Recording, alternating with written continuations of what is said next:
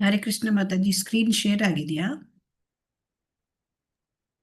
ಮಾತಾಜಿ. ಹರೇ ಕೃಷ್ಣ.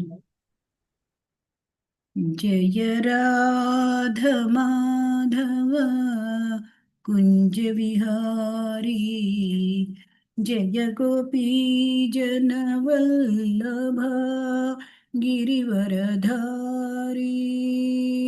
ಜಯ ರಾಧ ಮಾಧವ ಕುಂಜ ವಿಹಾರಿ, ಜಯ ಗೋಪೀ ಜನವಲ್ಲಭ ಜಯ ಗಿರಿವರಧಾರಿ.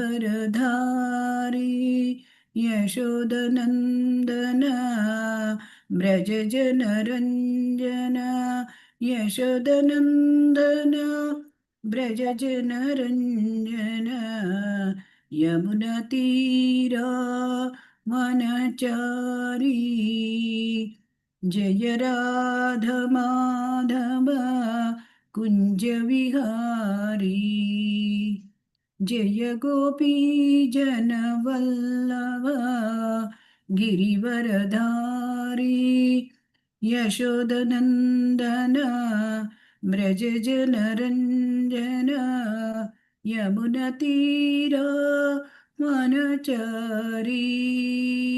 ಜಯ ರಾಧ ಮಾಧವ ಕುಂಜ ವಿಹಾರಿ, ಜಯ ಗೋಪೀ ಜನವಲ್ಲಭ ಗಿರಿವರಧಾರಿ.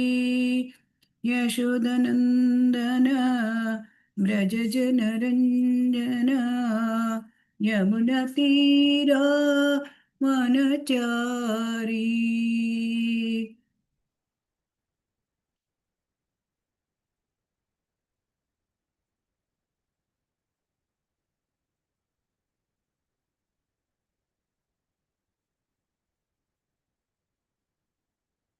ಹರೇ ಕೃಷ್ಣ. ಓಂ ಅಜ್ಞಾನತಿಮಿರಾಂಧಸ್ಯ ಜ್ಞಾನಾಂಜನಶಲಾಕಯಾ ಚಕ್ಷುರುನ್ಮೀಲಿತಂ ಯೇನ ತಸ್ಮೈ ಶ್ರೀಗುರವೇ ನಮಃ.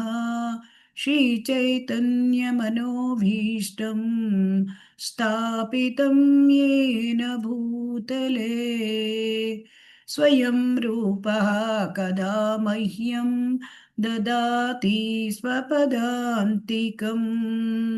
ವಂದೇಹಂ ಶ್ರೀಗುರೋಃ ಶ್ರೀಯುತಪದಕಮಲಂ ಶ್ರೀಗುರೂನ್ ವೈಷ್ಣವಾಂಶ್ಚ ಶ್ರೀರೂಪಂ ಸಾಗ್ರಜಾತಂ ಸಹಗಣಾ ರಘುನಾಥಾನ್ವಿತಂ तं ಸಜೀವಂ ಸಾದ್ವೈತಂ ಸಾವಧೂತಂ ಪರಿಜನಸಹಿತಂ ಕೃಷ್ಣಚೈತನ್ಯದೇವಂ ಶ್ರೀರಾಧಾಕೃಷ್ಣಪಾದಾನ್ ಸಹಗಣಲಲಿತಾ ಶ್ರೀವಿಶಾಖಾನ್ವಿತಾಂಶ್ಚ.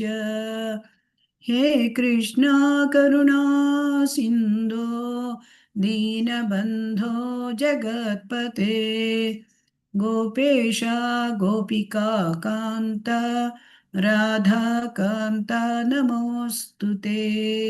ತಪ್ತ ಕಾಂಚನ ಗೌರಾಂಗಿ ರಾಧೆ ವೃಂದಾವನೇಶ್ವರಿ, ವೃಷಭಾನುಸುತೆ ದೇವಿ ಪ್ರಣಮಾಮಿ ಹರಿಪ್ರಿಯೇ. ವಾಂಛಾಕಲ್ಪತರುಭ್ಯಶ್ಚ ಕೃಪಾ ಸಿಂಧುಭ್ಯ ಏವ ಚ ಪತಿತಾನಾಂ ಪಾವನೇಭ್ಯೋ ವೈಷ್ಣವೇಭ್ಯೋ ನಮೋ ನಮಃ. ನಮೋ ವಿಷ್ಣುಪಾದಾಯ ಕೃಷ್ಣಪ್ರೇಷ್ಠಾಯ ಭೂತಲೆ ಶ್ರೀಮತೆ ಭಕ್ತಿವೇದಾಂತ ಸ್ವಾಮಿನ್ನಿತಿ ನಾಮಿನೇ. ನಮಸ್ತೆ ಸಾರಸ್ವತೆ ದೇವೇ ಗೌರವಾಣಿ ಪ್ರಚಾರಿಣಿ ನಿರ್ವಿಶೇಷ ಶೂನ್ಯವಾದಿ ಪಾಶ್ಚಾತ್ಯ ದೇಶ ತಾರಿಣಿ ಜಯ ಶ್ರೀ ಕೃಷ್ಣ ಚೈತನ್ಯ ಪ್ರಭು ನಿತ್ಯಾನಂದ ಶ್ರೀ ಅದ್ವೈತ ಗದಾಧರ ಶ್ರೀವಾಸಾದಿ ಗೌರ ಭಕ್ತ ವೃಂದ ಹರೇ ಕೃಷ್ಣ ಕೃಷ್ಣ ಕೃಷ್ಣ ಹರೇ ಹರೇ ಹರೇ ರಾಮ ರಾಮ ರಾಮ ಹರೇ ಹರೇ ಹರೇ ಕೃಷ್ಣ ಕೃಷ್ಣ ಕೃಷ್ಣ ಹರೇ ಹರೇ ಹರೇ ರಾಮ ರಾಮ ರಾಮ ಹರೇ ಹರೇ ಹರೇ ಕೃಷ್ಣ ಕೃಷ್ಣ ಕೃಷ್ಣ ಹರೇ ಹರೇ ಹರೇ ರಾಮ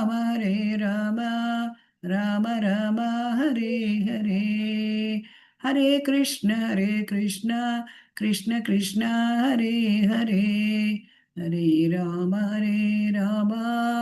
ರಾಮ ರಾಮ ಹರೇ ಹರೇ ಜೈ ಓಂ ವಿಷ್ಣುಪಾದ ಪರಮಹಂಸ ಪರಿವ್ರಾಜಕಾಚಾರ್ಯ ಅಷ್ಟೋತ್ತರ ಶತ his divine grace Abhay Charanaravinda Srila Prabhupada ಕಿ ಜೈ ISKCON founder, BVT founder, Srila Prabhupada ki jai. Jai Om Vishnupada Paramahamsa Parivrajaka Ashtottara Shata His Divine Grace, Srila Bhakti Siddhanta Saraswati Goswami Maharaj ki jai. Ananta Koti Vaishnav Vrinda ki jai. Namacharya Haridas ki jai. प्रेम से बोलो श्री कृष्ण चैतन्य प्रभो नित्यानंदा श्री अद्वैत गदाधरा श्री वासादि गौर भक्त वृंद श्री राधा कृष्ण गोपीनाथ श्याम कुंड राधा कुंड गिरि गोवर्धन की जय मथुरा वृंदावन धाम की जय नवद्वीप मायापुर धाम की जय द्वारका धाम की जय जगन्नाथ क्षेत्र की जय भक्ति देवी की जय तुलसी देवी की जय गंगा माई की जय यमुना माई की जय श्री हरिनाम संकीर्तन महोत्सव की जय श्री राधा गोविंद मंगलारती महामहोत्सव की जय निताय गौर सामवेद भक्त वृंद की जय Srila Prabhupada transcendental book distribution की जय निताय गौर प्रेमानंद all glories to all devotees all glories to all devotees all glories to all devotees all glories to Guru Gauranga all glories to Srila Prabhupada की जय ಹರೇ ಕೃಷ್ಣ ಎಲ್ಲ ಭಕ್ತರಿಗೂ ಹರೇ ಕೃಷ್ಣ ಎಲ್ಲರಿಗೂ ಸ್ವಾಗತ ಸುಸ್ವಾಗತ ಇಂದಿನ ದಿನದ ಶ್ರೀ ರಾಧಾ ಗೋವಿಂದ ಮಂಗಳೂರು ಇವರು ಆಯೋಜಿಸಿರುವ 18 ದಿನಗಳ ಭಗವದ್ಗೀತೆಯ ಮೊದಲನೇ ಹಂತದ ಅಧ್ಯಯನಕ್ಕೆ ಸ್ವಾಗತ. ಇವತ್ತು ನಾವು 3ನೇ ಅಧ್ಯಾಯವನ್ನು ನೋಡಲಿದ್ದೇವೆ. ಹಾಗಾಗಿ ಈ ಒಂದು ಭಗವದ್ಗೀತೆಯ ಈ ಜ್ಞಾನ ಇದನ್ನ ನಮಗೆ ಸರಿಯಾಗಿ ಅರ್ಥವಾಗುವಂತಾಗಲಿ, ಯಥಾರೂಪ ಶ್ರೀಲ ಪ್ರಭುಪಾದರು ಏನು ಕಲಿಸಿಕೊಟ್ಟಿದ್ದಾರೆ ನಮಗೆ ಅದನ್ನ ಯಥಾರೂಪವಾಗಿ ನಮಗೆ ಅರ್ಥವಾಗುವಂತಾಗಲಿ ಅಂತ ನೀವು ಎಲ್ಲರೂ ಕೂಡ ಬೇಡಿಕೊಳ್ಳಿ. ನಾನು ಕೂಡ ಶ್ರೀ ರಾಧಾ ಗೋವಿಂದರಲ್ಲಿ ಬೇಡಿಕೊಳ್ಳುತ್ತೇನೆ. ಈ ಒಂದು ಭಗವದ್ಗೀತೆಯ ಈ ಅಧ್ಯಾಯ 3 ನಿಮಗೆ ಅರ್ಥವಾಗುವಂತೆ ತಿಳಿಸುವಂತೆ ನನಗೆ ಶಕ್ತಿ ಕೊಡಲಿ ಅಂತ. ಹರೇ ಕೃಷ್ಣ, ಎಲ್ಲರಿಗೂ ಸ್ವಾಗತ.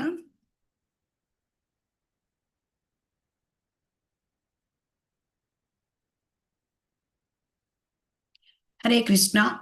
ನಿನ್ನೆ ನಾವು ಅಧ್ಯಾಯ 2 ನೋಡಿದ್ದೇವೆ.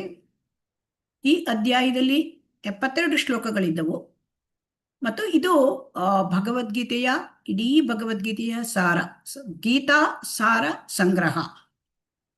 ಇಲ್ಲಿ 1ನೇ ಅಧ್ಯಾಯದಲ್ಲಿ ಏನು ಕಾರಣಗಳನ್ನು ಕೊಟ್ಟು ಅರ್ಜುನ ಯುದ್ಧ ಮಾಡುವುದಿಲ್ಲ ಅಂತ ಹೇಳಿ ತನ್ನ ಗಾಂಡೀವ್ಯವನ್ನು ಕೆಳಗೆ ಇಟ್ಟು ಕುಳಿತುಕೊಂಡು ತುಂಬಾ ವಿಷಾದದಲ್ಲಿ ಇದ್ದ ಆ ಕಾರಣಗಳಿಗೆಲ್ಲ ಕೃಷ್ಣ ಉತ್ತರ ಹೇಳ್ತಾನೆ. ಯಾವಾಗ ಆ ಅರ್ಜುನ ಯಾವಾಗ ಶಿಷ್ಯತ್ವವನ್ನು ಸ್ವೀಕರಿಸಿದ ಆಗ ಗುರುವಿನ ಆ ಒಂದು ಸ್ಥಾನದಲ್ಲಿ ನಿಂತು ಅರ್ಜುನನ ಪ್ರಶ್ನೆಗಳಿಗೆ ಆ ಕಾರಣಗಳಿಗೆ ಉತ್ತರ ಕೊಡ್ತಾನೆ. ಸಹಾನುಭೂತಿ, ನನಗೆ ಯುದ್ಧ ಮಾಡೋಕ್ಕಾಗೋದಿಲ್ಲ, ಅನುಕಂಪ. ಅದಕ್ಕೆ ಹಾಗೆ ಅರ್ಜುನ ಹೇಳಿದಾಗ ಕೃಷ್ಣ ನಾವು ದೇಹ ಅಲ್ಲ, ನಾವು ಆತ್ಮ. ಸೊ ದೇಹ ಅದು ಅನಿತ್ಯವಾದದ್ದು, ಅದು ನಾಶವಾಗಲೇಬೇಕು. ಆದರೆ ನಿತ್ಯವಾದ ಆ ಆತ್ಮಕ್ಕೆ ಸಾವಿಲ್ಲ ಹೇಳಿ ಅದನ್ನ ಆ ಸಹಾನುಭೂತಿಗೆ ಉತ್ತರ ಕೊಡ್ತಾನೆ. ಅರ್ಜುನ ಹೇಳ್ತಾನೆ ಸಂತೋಷ ಇಲ್ಲ ಯುದ್ಧದಲ್ಲಿ. ಅದಕ್ಕೆ ಕೃಷ್ಣ ಯಾವ ರೀತಿ, ಭಗವಾನ್ ಕೃಷ್ಣ ಯಾವ ರೀತಿ ಉತ್ತರ ಕೊಡ್ತಾನೆ, ಇದು ಕರ್ಮಕಾಂಡದ ಒಂದು ಉತ್ತರ ಕೊಡ್ತಾನೆ. ಗೆದ್ದರೆ ಸ್ವರ್ಗ, ಮತ್ತೆ ಅಥವಾ ಗೆದ್ದರೆ ರಾಜ್ಯ, ಸತ್ತರೆ ಸ್ವರ್ಗ. ಸೊ ಹಾಗಾಗಿ ಸತ್ತರೆ ಸ್ವರ್ಗ, ವೀರಮರಣ.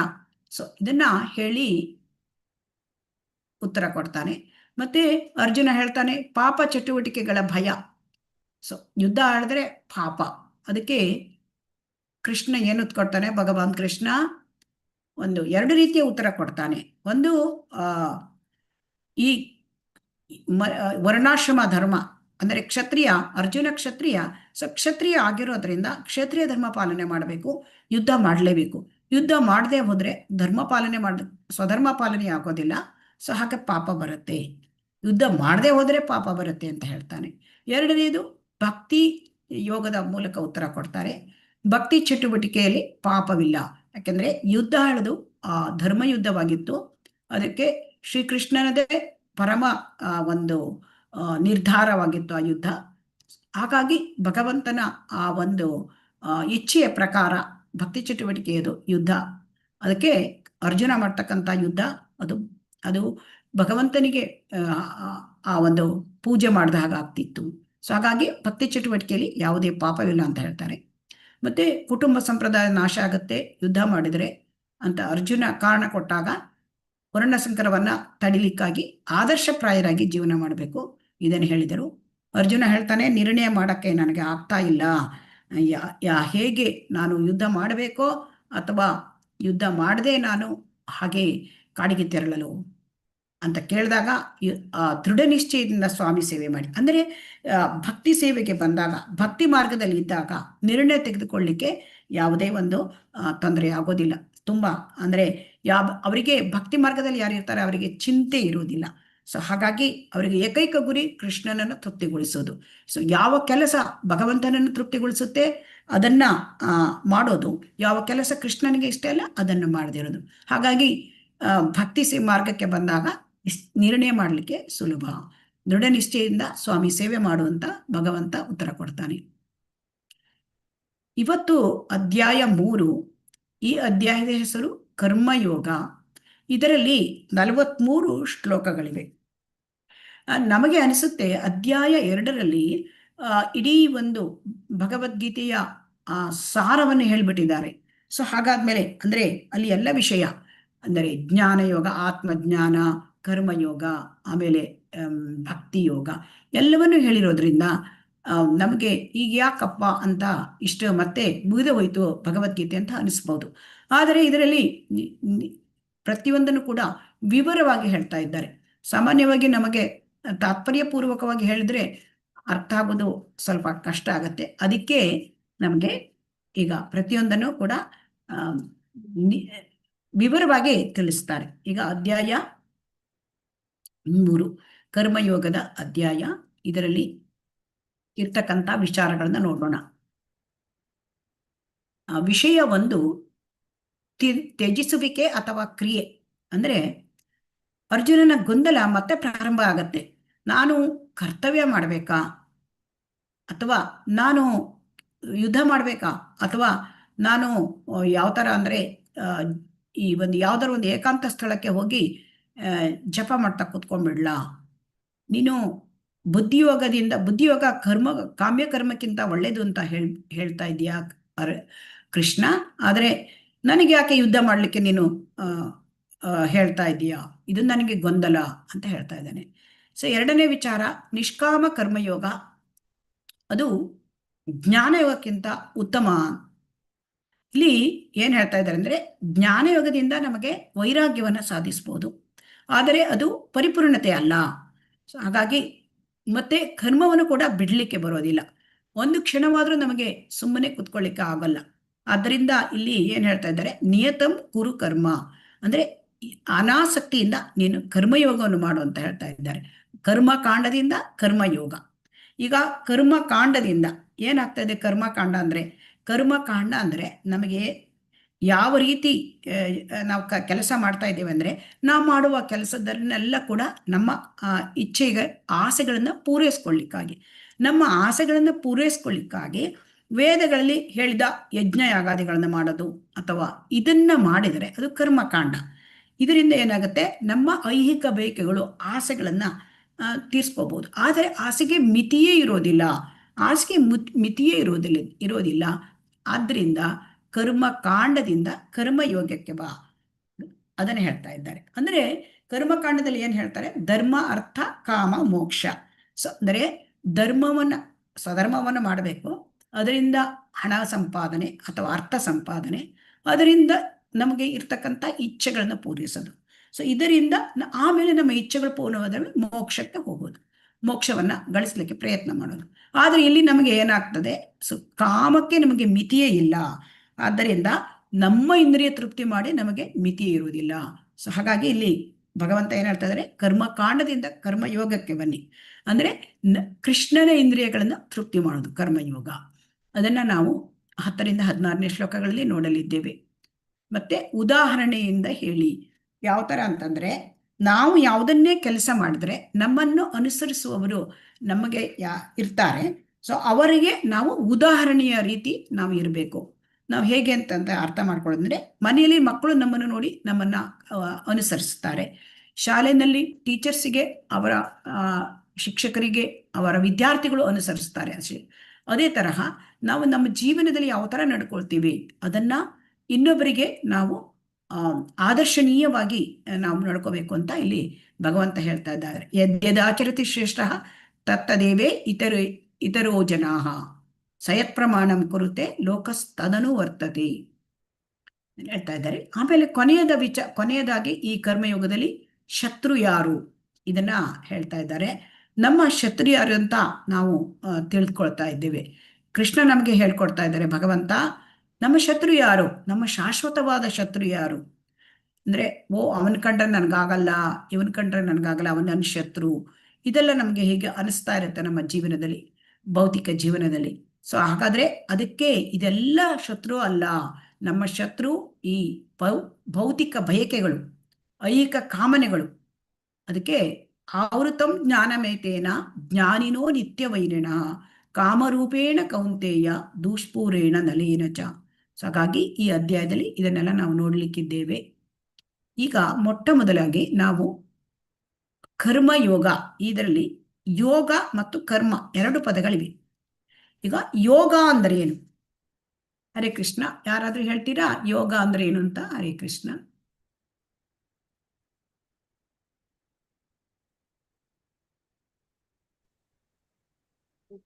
ಹರೇ ಕೃಷ್ಣ.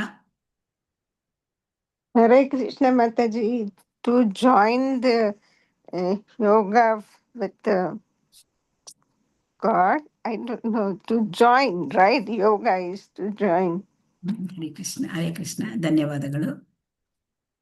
ಸುಕನ್ಯಾ ಮಾತಾಜಿಯವರಿಗೆ ಕನ್ನಡದಲ್ಲಿ ಹೇಳಲಿಕ್ಕೆ ತುಂಬ ಕಷ್ಟ ಆಗತ್ತೆ, ಅದಕ್ಕೆ ಇಂಗ್ಲಿಷಲ್ಲಿ ಹೇಳ್ತಾ ಇದ್ದಾರೆ. ಹರೇ ಕೃಷ್ಣ. ಹರೇ ಕೃಷ್ಣ ಮಾತಾಜಿ. ಹೇಳಿ ಮಾತಾಜಿ. ಯೋಗ ಅಂದ್ರೆ ನಮ್ಮ ಮನಸ್ಸು ಮತ್ತೆ ಮೈಂಡ್ ಅಂಡ್ ಬಾಡಿ ಸ್ಥಿಮಿತದಲ್ಲಿ ಇಟ್ಕೊಳ್ಳೋದು ಕಳ್ಸತ್ತೆ ಯೋಗದಿಂದ. ಹರೇ ಕೃಷ್ಣ. ಈಗ ನಾವು ನೋಡೋಣ ಯೋಗ ಅಂದ್ರೆ ಏನು ಅಂತ. ಯೋಗ ಅಂತಂದ್ರೆ ಜೋಡಿಸುವುದು. ಅಂದ್ರೆ ಜೋಡಿಸುವುದು ಅಂದ್ರೆ ಏನು? ಯೋಗ ಅಂದ್ರೆ ಯೋಗಾಭ್ಯಾಸ ಅಲ್ಲ. ಯೋಗ ಅಂದ್ರೆ ನಾವು ತಿಳ್ಕೊಂಡ್ಬಿಡ್ತೇವೆ ಯೋಗಾಭ್ಯಾಸ ಅಂತಲ್ಲ. ಇಲ್ಲಿ ಜೋಡಿಸುವುದು. ಏನನ್ನು ಜೋಡಿಸುವುದು? ಜೋಡ್ನಾ ಹೈ ತೋಡ್ನಾ ನಹಿ. ನಾವು ಯಾವುದನ್ನು ಬಿಡ್ಲಿಕ್ಕಿಲ್ಲ, ಜೋಡಿಸುವುದು.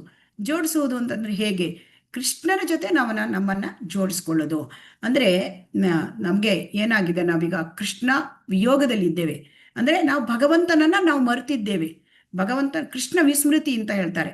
ಯಾಕೆಂದ್ರೆ ಭೌತಿಕ ಪ್ರಪಂಚಕ್ಕೆ ಬಂದು ನಾವು ಭಗವಂತನನ್ನ ಮರೆತಿದ್ದೇವೆ.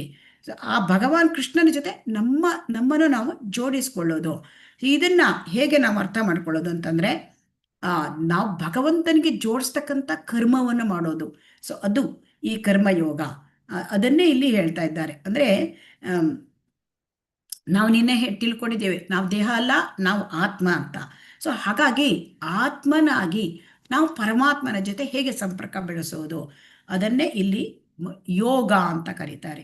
ಹಾಗಾಗಿ ಇಲ್ಲಿ ನಾವು ಭಗವಾನ್ ಕೃಷ್ಣನ ಜೊತೆ ನಮ್ಮ ಮರೆತು ಹೋದ, ಕಳೆದು ಹೋದ ಆ ಸಂಬಂಧ, ಭಗವಂತನ ಆತ್ಮ ಅಂದರೆ ನಾವು ಭಗವಂತನ ವಿಭಿನ್ನ ಅಂಶ, ಅದನ್ನೇ ನಾವು ತಿಳ್ಕೊಂಡ್ವಿ. ಸೊ ಹಾಗಿದ್ದಾಗ ಆ ಆ ಭಗವಂತನ ಜೊತೆ ನಮ್ಮ ಸಂಬಂಧವನ್ನು ಮರುಕಳಿಸುವುದು ಹೇಗೆ, ಇದನ್ನೇ ಯೋಗ ಅಂತ ಕರೀತಾರೆ. ಆಮೇಲೆ ಕರ್ಮ ಎಂದರೆ ಏನು? ಕರ್ಮ ಅಂತಂದರೆ ನಮಗೆ ಸಾಧಾರಣವಾಗಿ ನಾವು ತಿಳ್ಕೊಳ್ತೇವೆ ಕೆಲಸ ಮಾಡೋದು. ಈಗ ಕಾಮ್ಯ ಕರ್ಮ, ಅದರಲ್ಲಿ ಕೂಡ ಅನೇಕ ರೀತಿಯ ಶಬ್ದಗಳು ಬರುತ್ತೆ. ಕಾಮ್ಯ ಕರ್ಮ ಅಥವಾ ಫಲಪ್ರದ ಚಟುವಟಿಕೆ ಅಂದರೆ ನಾವು ಏನು ಕೆಲಸ ಮಾಡ್ತೇವೆ ಅದರದ ಫಲವನ್ನು ನಾವು ಅನುಭವಿಸ್ಲಿಕ್ಕೆ ನಾವು ನೋಡ್ತೇವೆ. ಈಗ ಫಲರೂಪವಾಗಿ ಹಣ ಸಂಪಾದನೆ ಮಾಡಿಕೊಂಡು ನಮ್ಮ ಐಹಿಕ ಅಭಿವೃದ್ಧಿ ಅಲ್ವಾ. ಸೊ ಹೀಗೆ ಆ ಹಣ ಸಂಪಾದನೆಯಿಂದ ನಾವು ಭೌತಿಕ ಇಂದ್ರಿಯ ಭೋಗ ಪಡಲಿಕ್ಕೆ ನೋಡ್ತೇವೆ. ಉದಾಹರಣೆಗೆ ಒಬ್ಬ ಹೇಗೆ ಅಂತಂದರೆ ಅಭಿವೃದ್ಧಿ ಹೇಗೆ ಮಾಡ್ಕೊಳ್ತೇವೆ ಅಂತ ಅಂದರೆ, ಒಬ್ಬ ಏನೋ ಮನುಷ್ಯ ಒಂದು ಬ್ಯಾಂಕಲ್ಲಿ ಒಂದು ಕ್ಲರ್ಕ್ ಆಗಿರ್ತಾನೆ ಅಂತ ತಿಳ್ಕೊಳ್ಳೋಣ. ಅವನೇನು ಮಾಡ್ತಾನೆ, ಒಂದು ಸಣ್ಣ ಫ್ಲ್ಯಾಟ್ ಇಟ್ಕೊಂಡಿರ್ತಾನೆ, ಒಂದು ಕಾರ್ ಇಟ್ಕೊಂಡಿರ್ತಾನೆ. ಆಮೇಲೆ ಅವನಿಗೆ ಪ್ರಮೋಷನ್ ಆಗ್ತಾನೆ, ಸ್ವಲ್ಪ ವರ್ಷದ ಮೇಲೆ ಮ್ಯಾನೇಜರ್ ಆಗ್ತಾನೆ. ಆಮೇಲೆ ಡಿವಿಷನಲ್ಲಿ ಮತ್ತು ಮ್ಯಾನೇಜರ್ ಆಗ್ತದೆ, ಅಂದರೆ ಅದಕ್ಕಿಂತ ಪ್ರಮೋಷನ್ ಸಿಗುತ್ತೆ. ಅವಾಗ ಅವನ ಆರ್ಥಿಕ ಅಭಿವೃದ್ಧಿ ಆಗುತ್ತೆ. ಅವನು ಒಂದು ಫ್ಲ್ಯಾಟ್ ಇದ್ದಿದ್ದರಿಂದ ಬಂಗ್ಲೋ ಮಾಡ್ಕೊಳ್ತಾನೆ. ಸಣ್ಣ ಕಾರ್ ಇತ್ತು, ದೊಡ್ಡ ಕಾರ್ ತಗೊಳ್ಳಿಕ್ಕೆ ನೋಡ್ತಾನೆ. ಸೊ ಇದೆಲ್ಲ ಅಂದರೆ ಭೌತಿಕದಲ್ಲಿ ನಾವು ಆರ್ಥಿಕ ಅಭಿವೃದ್ಧಿ ಪಡ್ಕೊಳ್ಳೋದು. ಸೊ ಈ ರೀತಿ ಇದು ಕರ್ಮ. ಆದರೆ ಇಂತಹ ಕರ್ಮ ಮಾಡಿದಾಗ ಕರ್ಮಕ್ಕೆ ಏನಾಗುತ್ತೆ, ಫಲಪ್ರದ ಚಟುವಟಿಕೆ ನಾವು ಮಾಡಿದಾಗ ಅದಕ್ಕೆ ಪ್ರತಿಕ್ರಿಯೆ ಬರ್ತದೆ. ಈ ಪ್ರತಿಕ್ರಿಯೆ ಹೇಗಿರುತ್ತೆ ಅಂತಂದರೆ ಪುಣ್ಯ ಮತ್ತು ಪಾಪ. ಸೊ ಇವೆರಡು ಕೂಡ ಇದರಲ್ಲಿ ಪುಣ್ಯ ಮತ್ತು ಪಾಪ ಬರುತ್ತೆ. ಸೊ ಪುಣ್ಯ ಒಂದೇ ಬರೋದಿಲ್ಲ, ಯಾಕೆಂತಂದರೆ ಈ ಐಹಿಕ ಪ್ರಪಂಚದಲ್ಲಿ ಇದು ದ್ವಂದ್ವ. ಇಲ್ಲಿ ಪುಣ್ಯ ಒಂದೇ ಬರೋದಿಲ್ಲ, ಪಾಪವು ಕೂಡ ಕಟ್ಟಿಸಿ ಹೋಗುತ್ತೆ.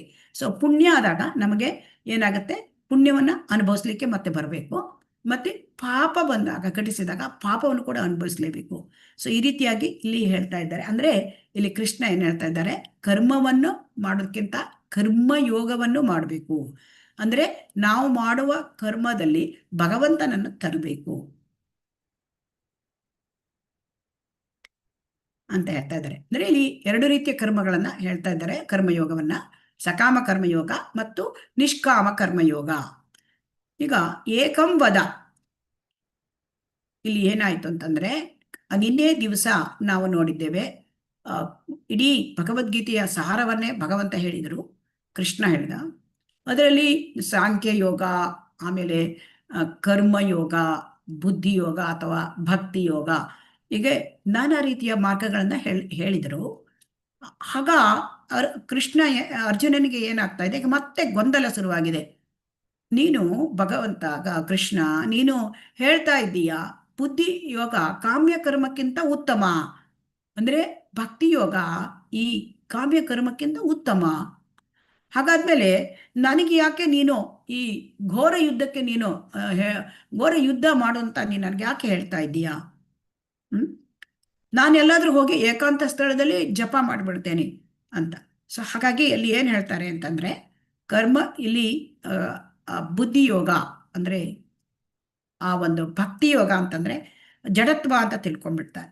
ಸೊ ಇಲ್ಲಿ ಇದನ್ನು ಗೊಂದಲ, ಯಾವ ಮಾರ್ಗದಲ್ಲಿ ಹೋಗಬೇಕು, ನಂಗೆ ಒಂದನ್ನೇ ಹೇಳು, ಯಾಕೆ ಈ ರೀತಿ ನನಗೆ ಅನೇಕ ವಿಷಯಗಳನ್ನು ಹೇಳ್ತಾ ಇದ್ದೀಯಾ, ನನ್ನನ್ನು ಯಾಕೆ ನೀನು ಘೋರ ಯುದ್ಧದಲ್ಲಿ ತೊಡಗಿಸ್ತಾ ಇದ್ದೀಯಾ ಅಂತ ಪ್ರಶ್ನೆ ಕೇಳ್ತಾನೆ. ಇದು ಅರ್ಜುನ ನಿಜವಾಗಿ ಅರ್ಜುನ ಅವನು ಶುದ್ಧ ಭಕ್ತ, ಅವನು ಭಗವಂತನ ಸೇವೆಯಲ್ಲಿ ಇರ್ತಕ್ಕಂಥದ್ದು. ಆದರೆ ಅವನನ್ನು ಭ್ರಮೆಗೆ ತರಿಸಿ ನಮಗೆ ಭಗವಂತ ಈ ಭಗವದ್ಗೀತೆಯನ್ನು ಹೇಳಲಿಕ್ಕಾಗಿ ಈ ಥರವಾದ ಒಂದು ಪ್ರಶ್ನೆಗಳನ್ನು ಅರ್ಜುನ ಕೇಳ್ತಾನೆ. ಅರ್ಜುನ ನಮ್ಮನ್ನು ಅಂದರೆ ಸಾಮಾನ್ಯ ಮನುಷ್ಯರನ್ನ ಪ್ರತಿನಿಧಿಸುತ್ತಾನೆ. ಸೊ ಹಾಗಾಗಿ ನಮಗೆ ಈ ಥರ ಗೊಂದಲ ಬರುತ್ತೆ. ಅದನ್ನು ನಾವು ಈ ಭಗವದ್ಗೀತೆಯನ್ನು ಅರ್ಜುನ ಮತ್ತು ಕೃಷ್ಣ ಭಗವಾನ್ ಕೃಷ್ಣ ಇವರ ಸಂವಾದದಿಂದ ನಾವು ಅರ್ಥ ಮಾಡ್ಕೊಳ್ಬೇಕು. ಈಗ ಕರ್ಮ ಅಂತ ನಾವು ನೋಡಿದ್ವಿ, ಕರ್ಮಯೋಗ. ಇದರಲ್ಲಿ ಇದರ ಬಗ್ಗೆ ತಿಳ್ಕೊಳ್ಳೋಣ. ಈಗ ಈ ಕರ್ಮದ ವಿಚಾರ ಬಹಳ ಅದು ಸಂಕೀರ್ಣ, ಜಟಿಲವಾದದ್ದು ಅಲ್ವಾ? ಹರೇ ಕೃಷ್ಣ, ಕರ್ಮದ ವಿಚಾರವನ್ನ ನಮಗೆ ಸುಲಭದಲ್ಲಿ ಅರ್ಥ ಆಗತ್ತಾ? ಹರೇ ಕೃಷ್ಣ, ಇಲ್ಲ ಸ್ವಾಮಿ, ಅರ್ಥ ಆಗೋದಿಲ್ಲ. ಯಾಕೆಂತಂದ್ರೆ ಈ ಕರ್ಮದಿಂದ ಅನೇಕ ಆ ಪ್ರತಿಕ್ರಿಯೆಗಳು ಉಂಟಾಗುತ್ತೆ. ಹೇಗೆ ಅಂತ ನೋಡೋಣ. ಈಗ ನಾವು ಮಾಡ್ತಕ್ಕಂಥದ್ದು ಕರ್ಮ ಅಂದರೆ ಫಲಪ್ರದ ಚಟುವಟಿಕೆ. ಇಲ್ಲಿ ಈ ಕರ್ಮ ಅಂದ್ರೇನು, ಆಮೇಲೆ ಇಲ್ಲಿ ಅನೇಕ ಪದಗಳು ಬರುತ್ತೆ. ವಿಕರ್ಮ ಅಂದ್ರೇನು ಮತ್ತೆ ಅಕರ್ಮ ಅಂದ್ರೇನು. ಈಗ ನಾವು ಮಾಡ್ತಕ್ಕಂತಹ ಕರ್ಮ ಅದು ಫಲಪ್ರದ ಚಟುವಟಿಕೆ. ಅಂದರೆ ಇಲ್ಲಿ ಕರ್ಮ ಅಂತಂದ್ರೆ ಯಾವ ಕರ್ಮ ವೇದಗಳ ಅನುಸಾರ ಮಾಡ್ತೇವೆ ಅದು ಕರ್ಮ ಆಗತ್ತೆ. ಅದು ಯಾವ ಕರ್ಮ ವೇದಗಳಲ್ಲಿ ಹೇಳೋದಕ್ಕೆ ವಿರುದ್ಧವಾಗಿದೆ ಅದು ವಿಕರ್ಮ. ವಿಕರ್ಮ ಅಂದ್ರೆ ಪಾಪದ ಕರ್ಮಗಳು. ಆಮೇಲೆ ಕೆಲವೊಮ್ಮೆ ನಾವು ಕರ್ಮ ಅಂತಂದ್ರೆ ಈಗ ನಮಗೆ ನಾವು ಹಿಂದಿನ ನಾವು ಕರ್ಮದ ಫಲವನ್ನು ನಾವು ಅನುಭವಿಸ್ತಾ ಇದ್ದೇವೆ, ಪ್ರಾರಬ್ಧ ಕರ್ಮ, ಅದನ್ನು ನೀವು ಅನುಭವಿಸ್ಲೇಬೇಕು. ಇಂತಹ ಈ ಒಂದು ವಿಚಾರವನ್ನು ಕೂಡ ನಾವು ಕೇಳಿರ್ತೇವೆ. ಸೊ ಆದ್ದರಿಂದ ಇಲ್ಲಿ ಕರ್ಮ ಮತ್ತೆ ವಿಕರ್ಮ ಇವೆರಡೂ ಕೂಡ, ಕರ್ಮ ಅಂತಂದ್ರೆ ನಾವಿಲ್ಲಿ ವೇದಗಳು ಹೇಳಿದ ಪ್ರಕಾರ ಹೇಳ್ತಕ್ಕಂಥ ಕೆಲಸಗಳು ನಾವು ಮಾಡ್ತಕ್ಕಂಥ. ವೇದಗಳಲ್ಲಿ ಏನು ಹೇಳಿದ್ದಾರೆ, ಪ್ರತಿಯೊಬ್ಬರಿಗೂ ಒಂದು ಸ್ವಧರ್ಮವನ್ನು ಪರಿಪಾಲನೆ ಮಾಡಬೇಕು.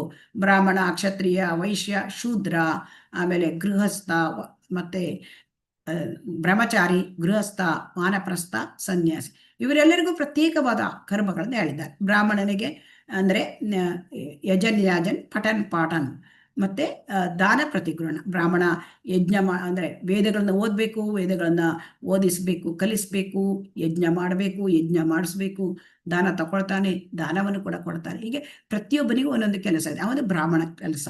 ಕ್ಷತ್ರಿಯನ ಕೆಲಸ ಏನು? ಕ್ಷತ್ರಿಯ ಅವನು ಪ್ರಜಾಪಾಲನೆ ಮಾಡಬೇಕು, ಮತ್ತೆ ಅವನು ಪ್ರಜೆಗಳನ್ನು ರಕ್ಷಣೆ ಕೂಡ ಮಾಡಬೇಕು, ಮತ್ತೆ ಅವನು ಆ ಥರವಾದ ಕೆಲಸ. ಆಮೇಲೆ ಈ ವೈಶ್ಯನಿಗೆ ಏನು ಕೆಲಸ? ವೈಶ್ಯನಿಗೆ ಅವನಿಗೆ ಅಂದರೆ ಕೃಷಿ ಗೋರಕ್ಷ, ಕೃಷಿಯನ್ನು ಮಾಡೋದು, ಮತ್ತೆ ಪಶುಪಾಲನೆ ಮಾಡೋದು, ಮತ್ತೆ ವಾಣಿಜ್ಯ. ಮತ್ತೆ ಶೂದ್ರನಿಗೆ ಏನು ಕೆಲಸ? ಶೂದ್ರ ಇವರೆಲ್ಲರ ಸೇವೆ ಮಾಡ್ಕೊಂಡಿರಬೇಕು, ಮೇಲಿನ 3 ಜನರನ್ನ. ಅದೇ ರೀತಿ ಬ್ರಹ್ಮಚಾರಿಗೂ ನಿಯತವಾದ ಕೆಲಸ ಇದೆ. ವೇದಾಧ್ಯಯನ ಮಾಡಬೇಕು ಬ್ರಹ್ಮಚಾರಿ, ಗುರುವಿನ ಸೇವೆ ಮಾಡಬೇಕು. ಆಮೇಲೆ ಗೃಹಸ್ಥಾಶ್ರಮದ ಧರ್ಮಗಳಿವೆ. ಗೃಹಸ್ಥಾಶ್ರಮದಲ್ಲಿ ದಾನ ಮಾಡಬೇಕು, ಮತ್ತೆ ಯೋಗ್ಯವಾದ ರೀತಿಯಲ್ಲಿ ಆ ಭಗವಂತನ ಯಜ್ಞವನ್ನು ಕೂಡ ಮಾಡಬೇಕಾಗತ್ತೆ. ಇದೆಲ್ಲ ಇದೆ. ಆಮೇಲೆ ವಾನಪ್ರಸ್ಥ ಮತ್ತೆ ಸನ್ಯಾಸಿಗೆ ಅವರದೇ ಆದ ಕರ್ತವ್ಯಗಳನ್ನ ಹೇಳಲಾಗಿದೆ. ಈ ಕರ್ಮವನ್ನು ಸರಿಯಾಗಿ ಮಾಡ್ಕೊಂಡು ಹೋದ್ರೆ ಅದು ಕರ್ಮ. ಆದರೆ ಎಲ್ಲದರಲ್ಲೂ ಕೂಡ ಕರ್ಮ ಮಾಡಿದಾಗ ಅಲ್ಲಿ ನಮಗೆ ಫಲ ಉಂಟ ಬರುತ್ತೆ, ಅಂದ್ರೆ ಆ ಕರ್ಮದ ಪ್ರತಿಕ್ರಿಯೆಗಳು ಬರುತ್ತೆ. ಈ ಪ್ರತಿಕ್ರಿಯೆಗಳು ಮತ್ತೆ ನಮಗೆ ಪುಣ್ಯ ಮತ್ತು ಪಾಪಗಳಾಗುತ್ತೆ. ಈಗ ನಾವು ವಿಕರ್ಮ ಅಂದ್ರೆ ಏನು ತಿಳ್ಕೊಳ್ಳೋಣ. ವಿಕರ್ಮ ಅಂದ್ರೆ ಪಾಪದ ಕರ್ಮಗಳು. ಸೊ ಹಾಗಾಗಿ ಈ ಕರ್ಮ ಹೇಳ್ತಕ್ಕಂಥದ್ದು ನಮಗೆ ಮನುಷ್ಯರಿಗೆ ಮಾತ್ರ ಬರುತ್ತೆ, ಮನುಷ್ಯರಿಗೆ ಮಾತ್ರ ಅನ್ವಯಿಸುತ್ತೆ. ಪ್ರಾಣಿಗಳಿಗೆ ಇದು ಅನ್ವಯಿಸುವುದಿಲ್ಲ. ಈ 84 ಲಕ್ಷ ಜೀವರಾಶಿಗಳಿದೆ, ನಿನ್ನೆ ಕೂಡ ನಾವು ನೋಡಿದ್ವಿ. ಈ 84 ಲಕ್ಷ ಜೀವರಾಶಿಗಳಲ್ಲಿ 80 ಲಕ್ಷ ಜೀವಿಗಳು ಅವರು ಮನುಷ್ಯರ ಪ್ರಭೇದ ಅಲ್ಲ. ಇನ್ನು ಕೇವಲ ಮನುಷ್ಯ ಪ್ರಭೇದ 4 ಲಕ್ಷ ಮಾತ್ರ. ಸೊ ಹೀಗೆ ಇಲ್ಲಿ ಮನುಷ್ಯ ಜನ್ಮಕ್ಕೆ ಬಂದಾಗ ನಮಗೆ ಈ ನಿಯಮ, ಕರ್ಮದ ನಿಯಮ ಅನುಸರಿಸುತ್ತೆ. ಪ್ರಾಣಿ ಜೀವನದಲ್ಲಿ ಕರ್ಮ ಇಲ್ಲ. ಯಾಕೆಂದ್ರೆ ಪ್ರಾಣಿ ಜನ್ಮ, ಅವರ ಜನ್ಮ ತುಂಬಾ ಕಷ್ಟ. ಸೊ ಹಾಗಾಗಿ ಆ ಪ್ರಾಣಿ ಜೀವನವನ್ನು ಅನುಭವಿಸುವುದೇ ಅವರಿಗೆ ಇದಾಗತ್ತೆ. ಅವರದ್ದು ಅವರು ಮಾಡಿರ್ತಕ್ಕಂಥ ಒಂದು ಇದಕ್ಕೆ ಮುಂದಿನ ಜನ್ಮಕ್ಕೆ ಹೋಗ್ಲಿಕ್ಕೆ ಮುಂದಿನ ತನ್ನಿಂತಾನೆ ಮುಂದಿನ ಜನ್ಮ, ಮುಂದಿನ ಅವರಿಗೆ ಇದು ಸಿಕ್ಕತ್ತೆ, ಅಂದರೆ ಏಳಿಗೆ ಸಿಕ್ಕತ್ತೆ. ಅಂದರೆ ಪ್ರಾಣಿ ಜನ್ಮದಿಂದ ಅವರಿಗೆ ಮನುಷ್ಯ ಜನ್ಮಕ್ಕೆ ಬರುತ್ತೆ. ಆದರೆ ಮನುಷ್ಯ ಜನ್ಮ ಆಗಲ್ಲ. ಮನುಷ್ಯ ಜನ್ಮದಲ್ಲಿ ಏನು ಅಂತಂದ್ರೆ ಅವರು ಮನುಷ್ಯ ಜನ್ಮದಿಂದ ಮುಂದೆ ಏನಾಗಬೇಕು, ಅವರಿಗೆ ಭಗವದ್ಧಾಮಕ್ಕೆ ಹಿಂದಿರಬೇಕು. ಇದು ಮನುಷ್ಯ ಜನ್ಮಕ್ಕೆ ಕೊಟ್ಟಿರ್ತಕ್ಕಂತಹ ಭಗವಂತ ಒಂದು ಇದು ನಿಯಮ. ಸೊ ಇದರಲ್ಲಿ ನಾವು ಮನುಷ್ಯ ಜನ್ಮಕ್ಕೆ ಬಂದಾಗ ಈಗ ನಮಗೆ ಕರ್ಮದ ಪ್ರತಿಕ್ರಿಯೆಗಳು ತರುತ್ತೆ. ಹೇಗೆ ಅಂತಂದ್ರೆ ಈಗ ನಾವು ಪ್ರಾಣಿಗಳಿಗೆ ಏಕೆ ತಟ್ಟೋದಿಲ್ಲ? ಈಗ ನಾವೊಂದು ಈ ಟ್ರಾಫಿಕ್ ಸಿಗ್ನಲ್ ಮೂಲಕ ನಾವು ಅರ್ಥ ಮಾಡ್ಕೊಳ್ಬೋದು. ಈ ಟ್ರಾಫಿಕ್ ಸಿಗ್ನಲ್ ಅಲ್ಲಿ ನಾವೇನಾದರೂ ರೆಡ್ ಸಿಗ್ನಲ್ ಇದ್ದಾಗ, ಕೆಂಪು ಸಿಗ್ನಲ್ ಇದ್ದಾಗ ಅದಕ್ಕೆ ನಾವು ದಾಟಿದ್ರೆ ನಮಗೆ ಶಿಕ್ಷೆ ಆಗತ್ತೆ. ಯಾಕೆಂತಂದ್ರೆ ಅದಕ್ಕೆ ಫೈನ್ ಸಿಕ್ಬಿಡುತ್ತೆ. ಆದರೆ ಅದೇ ಟ್ರಾಫಿಕ್ ಸಿಗ್ನಲ್ ಅಲ್ಲಿ ರೆಡ್ ಸಿಗ್ನಲ್ ಇದ್ದಾಗ ಕೂಡ, ಕೆಂಪು ಸಿಗ್ನಲ್ ಇದ್ದಾಗ ಕೂಡ ಅಲ್ಲಿ ಏನೋ ಒಂದು ನಾಯಿ ದಾಟುತ್ತೆ ನೋಡಿ, ಅದಕ್ಕೆ ಏನಾದ್ರೂ ಬರುತ್ತಾ ಫೈನ್? ಹರೇ ಕೃಷ್ಣ. ಇಲ್ಲ, ಬರೋದಿಲ್ಲ. ಹಾಗಾಗಿ ಮನುಷ್ಯರು ಮಾಡುವ ಕರ್ಮಗಳಿಗೆ ಮಾತ್ರ ಕರ್ಮದ ಪ್ರತಿಕ್ರಿಯೆ ಇರುತ್ತೆ. ಸೊ ಹಾಗಾಗಿ ನಾವು ಮನುಷ್ಯರ ಜನ್ಮ ತುಂಬ ಜವಾಬ್ದಾರಿಯುತವಾದದ್ದು. ಯಾಕೆಂದರೆ ಇಲ್ಲಿ ನಮಗೆ ಪ್ರಜ್ಞೆ ತುಂಬ ಉತ್ತಮವಾದ ಪ್ರಜ್ಞೆ ಕೊಟ್ಟಿದ್ದಾನೆ. So higher consciousness. ಸೊ ಹಾಗಾಗಿ ನಮಗೊಮ್ಮೆ ಕಾಣುತ್ತೆ ಏನಂತಂದರೆ, ನಾವು ಪಾಪ ಮಾಡಿದರೆ ನಾವು ಪುಣ್ಯದ ಕೆಲಸ ಮಾಡಿ ತೀರಿಸ್ಕೊಂಡ್ಬಿಡ್ಬೋದು ಅಂತ ಅನಿಸುತ್ತಾ? ಹರೇ ಕೃಷ್ಣ. ದಾನ ಧರ್ಮ ಮಾಡಿದ್ರೆ ಪಾಪ ತೊಳೆದು ಹೋಗುತ್ತೆ ಅಂತ ಅನಿಸುತ್ತಾ? ಹರೇ ಕೃಷ್ಣ. ಇಲ್ಲ ಮಾತಾಜಿ. ಸ್ವಲ್ಪ ಮಟ್ಟಿಗೆ ಇಲ್ಲ. ಇಲ್ಲ. ಹಾಗಾದ್ರೆ ಅದನ್ನ ಪಾಪವನ್ನು ಹೇಗೆ ತೊಳ್ಕೊಳ್ಳೋದು? ಪುಣ್ಯ ಕಾರ್ಯದಿಂದ. ಅದನ್ನೇ ನಾನು ಹೇಳ್ತಾ ಇರೋದು. ಪಾಪವನ್ನ ಪುಣ್ಯ ಕಾರ್ಯದಿಂದ ನಮಗೆ ಕಳ್ಕೊಬೋದು ಅಂತ ಅನಿಸುತ್ತೆ, ಆದರೆ ಅಲ್ಲ.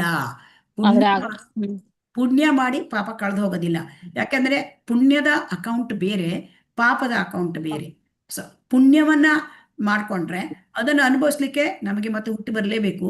ಅದನ್ನ ಅಂದ್ರೆ ಭೂಮಿಯಲ್ಲಿ ಹುಟ್ಟಬಹುದು ಅಥವಾ ಸ್ವರ್ಗಲೋಕದಲ್ಲಿ ಹುಟ್ಟಬಹುದು, ಭೂಲೋಕದಲ್ಲಿ. ಪಾಪದ ಅಕೌಂಟೇ ಬೇರೆ. ಪಾಪ ಮಾಡಿದ್ರೆ ಅದನ್ನ ಅನುಭವಿಸ್ಲೇಬೇಕು. ಮತ್ತೆ ಪಾಪ ಮಾಡಿ ಅಂದ್ರೆ ನಮಗೆ ದುಃಖಗಳು, ಅಂದರೆ ಕಷ್ಟಗಳು ಬರ್ಬೋದು ಮುಂದಿನ ಜನ್ಮದಲ್ಲಿ, ಅಥವಾ ನರಕಲೋಕಕ್ಕೆ ಹೋಗ್ಬೇಕು. ಸೊ ಈ ರೀತಿ ಪುಣ್ಯ, ಆ ಪಾಪದ ಕರ್ಮ ಫಲವನ್ನು ಪುಣ್ಯ ಮಾಡಿ ನಮಗೆ ಅದನ್ನ ತೀರಿಸ್ಲಿಕ್ಕೆ ಆಗೋದಿಲ್ಲ. ಸೊ ಪುಣ್ಯ ಮತ್ತು ಪಾಪ, ಸೊ ಇದನ್ನ ಪುಣ್ಯ ಮಾಡಿ ಪಾಪವನ್ನು ಕ್ಯಾನ್ಸಲ್ ಮಾಡ್ಲಿಕ್ಕೆ ಆಗೋದಿಲ್ಲ. ಇದನ್ನ ನಾವು ಸ್ಪಷ್ಟವಾಗಿ ಅರ್ಥ ಮಾಡ್ಕೊಳ್ಬೇಕು. ಸೊ ಹಾಗಾಗಿ ಈಗ ಮೂರನೆಯದು ಅಕರ್ಮ. ಹಾಗಾದ್ರೆ ಏನ್ ಮಾಡಬೇಕು? ನಾವು ಪುಣ್ಯ ಮಾಡಿದ್ರು ನಮಗೆ ಮುಂದೆ ಮತ್ತೆ ಈ ಜನ್ಮ ಮೃತ್ಯು ಚಕ್ರದಲ್ಲಿ ನಮಗೆ ಜನನ ಮರಣ ಚಕ್ರದಲ್ಲಿ ನಮಗೆ ಸಿಕ್ಕಾಕೊಳ್ತೇವೆ. ಪಾಪ ಮಾಡಿದ್ರು ಜನನ ಮರಣ ಚಕ್ರದಲ್ಲಿ ನಾವು ಸಿಕ್ಕಾಕೊಳ್ತೇವೆ. ಹಾಗಾದ್ರೆ ನಾವು ಏನ್ ಮಾಡಬೇಕು? ಇಲ್ಲಿ ಹೇಳ್ತಾರೆ ಅಕರ್ಮವನ್ನು ಮಾಡೋದು. ಅಕರ್ಮ ಅಂತಂದ್ರೆ ಇಲ್ಲಿ ಭಗವಂತನಿಗಾಗಿ ಮಾಡ್ತಕ್ಕಂಥ ಕರ್ಮಗಳು. ಅಂದ್ರೆ ಇಲ್ಲಿ ನಾವು ಕೃಷ್ಣ ಪ್ರಜ್ಞೆಯಲ್ಲಿ ಮಾಡ್ತಕ್ಕಂಥ ಕರ್ಮಗಳು ಅದು ಅಕರ್ಮವಾಗಿ ಬಿಡುತ್ತೆ. ಯಾಕಂದ್ರೆ ಅದರಲ್ಲಿ ಪುಣ್ಯವೂ ಸಂಪಾದನೆ ಇಲ್ಲ, ಪಾಪವೂ ಸಂಪಾದನೆ ಇಲ್ಲ. ಸೊ ಅದನ್ನ ಮಾಡಬೇಕು ಅಂತ ನಾವು ತಿಳ್ಕೊಳ್ಳೋಣ. ಇಲ್ಲಿ ನಮ್ಗೆ ಕರ್ಮಯೋಗದಲ್ಲಿ ನಮ್ಗೆ 2 ರೀತಿಯ ವಿಚಾರ. ಅಂದ್ರೆ ಒಂದು ಸಕಾಮ ಕರ್ಮ, ಎರಡನೇದು ನಿಷ್ಕಾಮ ಕರ್ಮ. ಇಲ್ಲಿ ಏನ್ ಹೇಳ್ತಾ ಇದ್ದಾರೆ ಅಂತ ನೋಡೋಣ. ಇಲ್ಲಿ ಒಬ್ಬ ಮನುಷ್ಯ ತಾನು ಒಂದು ಇಲ್ಲಿ ಮಾವಿನ ಒಂದು ಆ ಬೀಜ ನೆಟ್ಟು ಆಮೇಲೆ ಅದು ಮರವಾಗಿ ಹಣ್ಣು ಕೊಡುತ್ತೆ ಅಲ್ವಾ? ಈಗ ನಾವೇನ್ ತಿಳ್ಕೊಳ್ತೇವೆ? ಈ ಮಾವಿನ ಮರ ನಾನೇ ಹಾಕಿದ್ದು, ಈ ಹಣ್ಣೆಲ್ಲ ನನಗೆ ಸೇರಿದ್ದು ಅಂತ ತಿಳ್ಕೊಳ್ತೇವ? ಹರೇ ಕೃಷ್ಣ. ಹೌದು ಮಾತಾಜಿ. ಹೌದು ಮಾತಾಜಿ. ಈ ಮಾವಿನ ಮರ ನಾವು ಹಾಕಿದ್ದು, ನಮ್ಮ ಮನೇಲೆ ಹಾಕಿದ್ದೇವೆ, ನನ್ಗೆ ಈ ಹಣ್ಣೆಲ್ಲ ನಾನೇ ಬೆಳೆದಿದ್ದೇನೆ, ಈ ತರ ಅನ್ಸುತ್ತಲ್ವಾ? ಹೌದು ಮಾತಾಜಿ. ಹೌದಲ್ವಾ? ಈಗ ನೋಡಿ, ಈಗ ನಿಮ್ಗೆ ಕೇಳ್ತೇನೆ ಒಂದು ನಿಮಿಷ.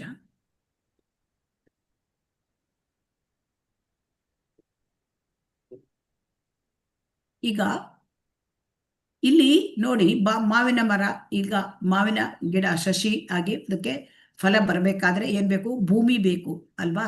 ಇವತ್ತು ಭೂಮಿ ಬೇಕು, ಆಮೇಲೆ ಗಾಳಿ ಬೇಕು, ಆಮೇಲೆ ಬೆಳಕು ಬೇಕು, ಸೂರ್ಯನ ಬೆಳಕು, ಆಮೇಲೆ ನೀರು ಹಾಕ್ಬೇಕು ಅಲ್ವಾ? ಹೌದು ಮಾತಾಜಿ.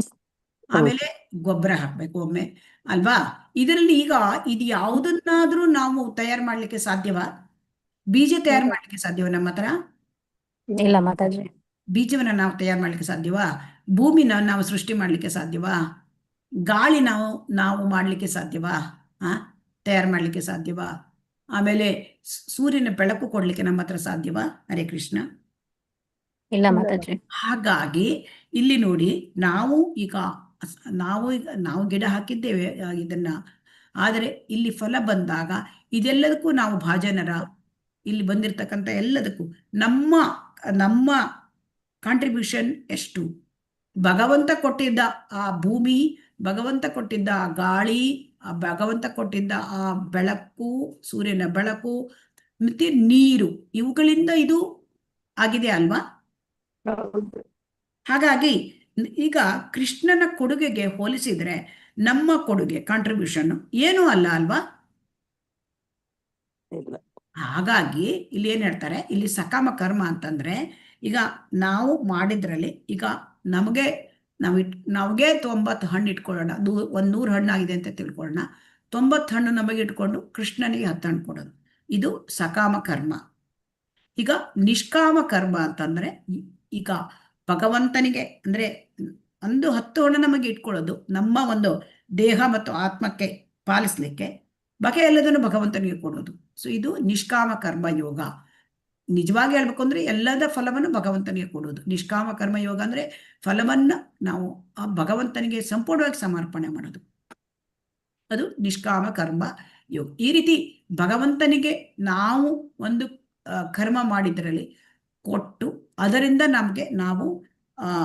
ಅದರಿಂದ ನಾವು ಮಾಡುವ ಕರ್ಮದಲ್ಲಿ ಭಗವಂತನನ್ನ ಹೀಗೆ ತರೋದು, ಅದು ಕರ್ಮ ಯೋಗ ಅಂತ ಅನಿಸ್ಕೊಳ್ಳುತ್ತೆ.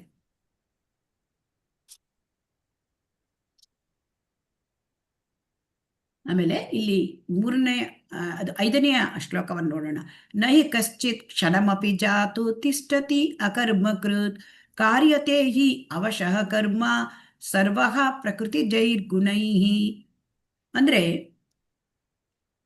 ಪ್ರತಿಯೊಬ್ಬನೂ ಪ್ರಕೃತಿಯಿಂದ ಬಂದ ಗುಣಗಳಿಗೆ ಅನುಸಾರವಾಗಿ ಕರ್ಮವನ್ನು ಮಾಡಲೇಬೇಕಾಗತ್ತೆ. ಅದೇ ಒಂದು ಕ್ಷಣವಾದರೂ ಏನನ್ನು ಮಾಡೋದು ಇರ್ಲಿಕ್ಕೆ ಸಾಧ್ಯ ಇಲ್ಲ. ಈಗ ನೋಡಿ, ನಾವು ಒಂದು ನಿಮಿಷನಾರು ಸುಮ್ಮನೆ ಕೆಲಸ ಮಾಡದೇ ಇರ್ಲಿಕ್ಕೆ ಆಗತ್ತಾ? ಸುಮ್ಮನೆ ಕುತ್ಕೊಂಡ್ಬಿಡೋಣ ಅಂದ್ರೆ ಆಗತ್ತಾ?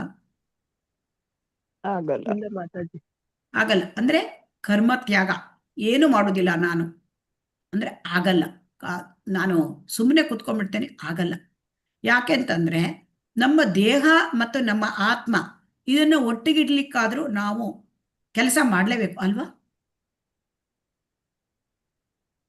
ಹೌದು ಹೌದು. ಹೌದು ಮಾತಾಜಿ. ಆಮೇಲೆ ಇನ್ನೊಂದು ವಿಚಾರ, ಈ ದೇಹ ಏನಿದ್ರು ಅದು ಆ ದೇಹ ಒಂದು ರೀತಿ ನಿರ್ಜೀವ ವಾಹನ. ಅಲ್ಲಿ ಆತ್ಮ ಇದ್ರೆ ಮಾತ್ರ ಅದು ಚಲನೆಗೊಳ್ಳುತ್ತೆ ಅಲ್ವಾ? ಹೌದು. ಆತ್ಮ ಇದ್ರೆ ಮಾತ್ರ ಅದು ಚಲನೆಗೊಳ್ಳುತ್ತೆ, ಆ ವಾಹನ, ನಮ್ಮ ಈ ಹೌದು ಮಾತಾಜಿ. ದೇಹ.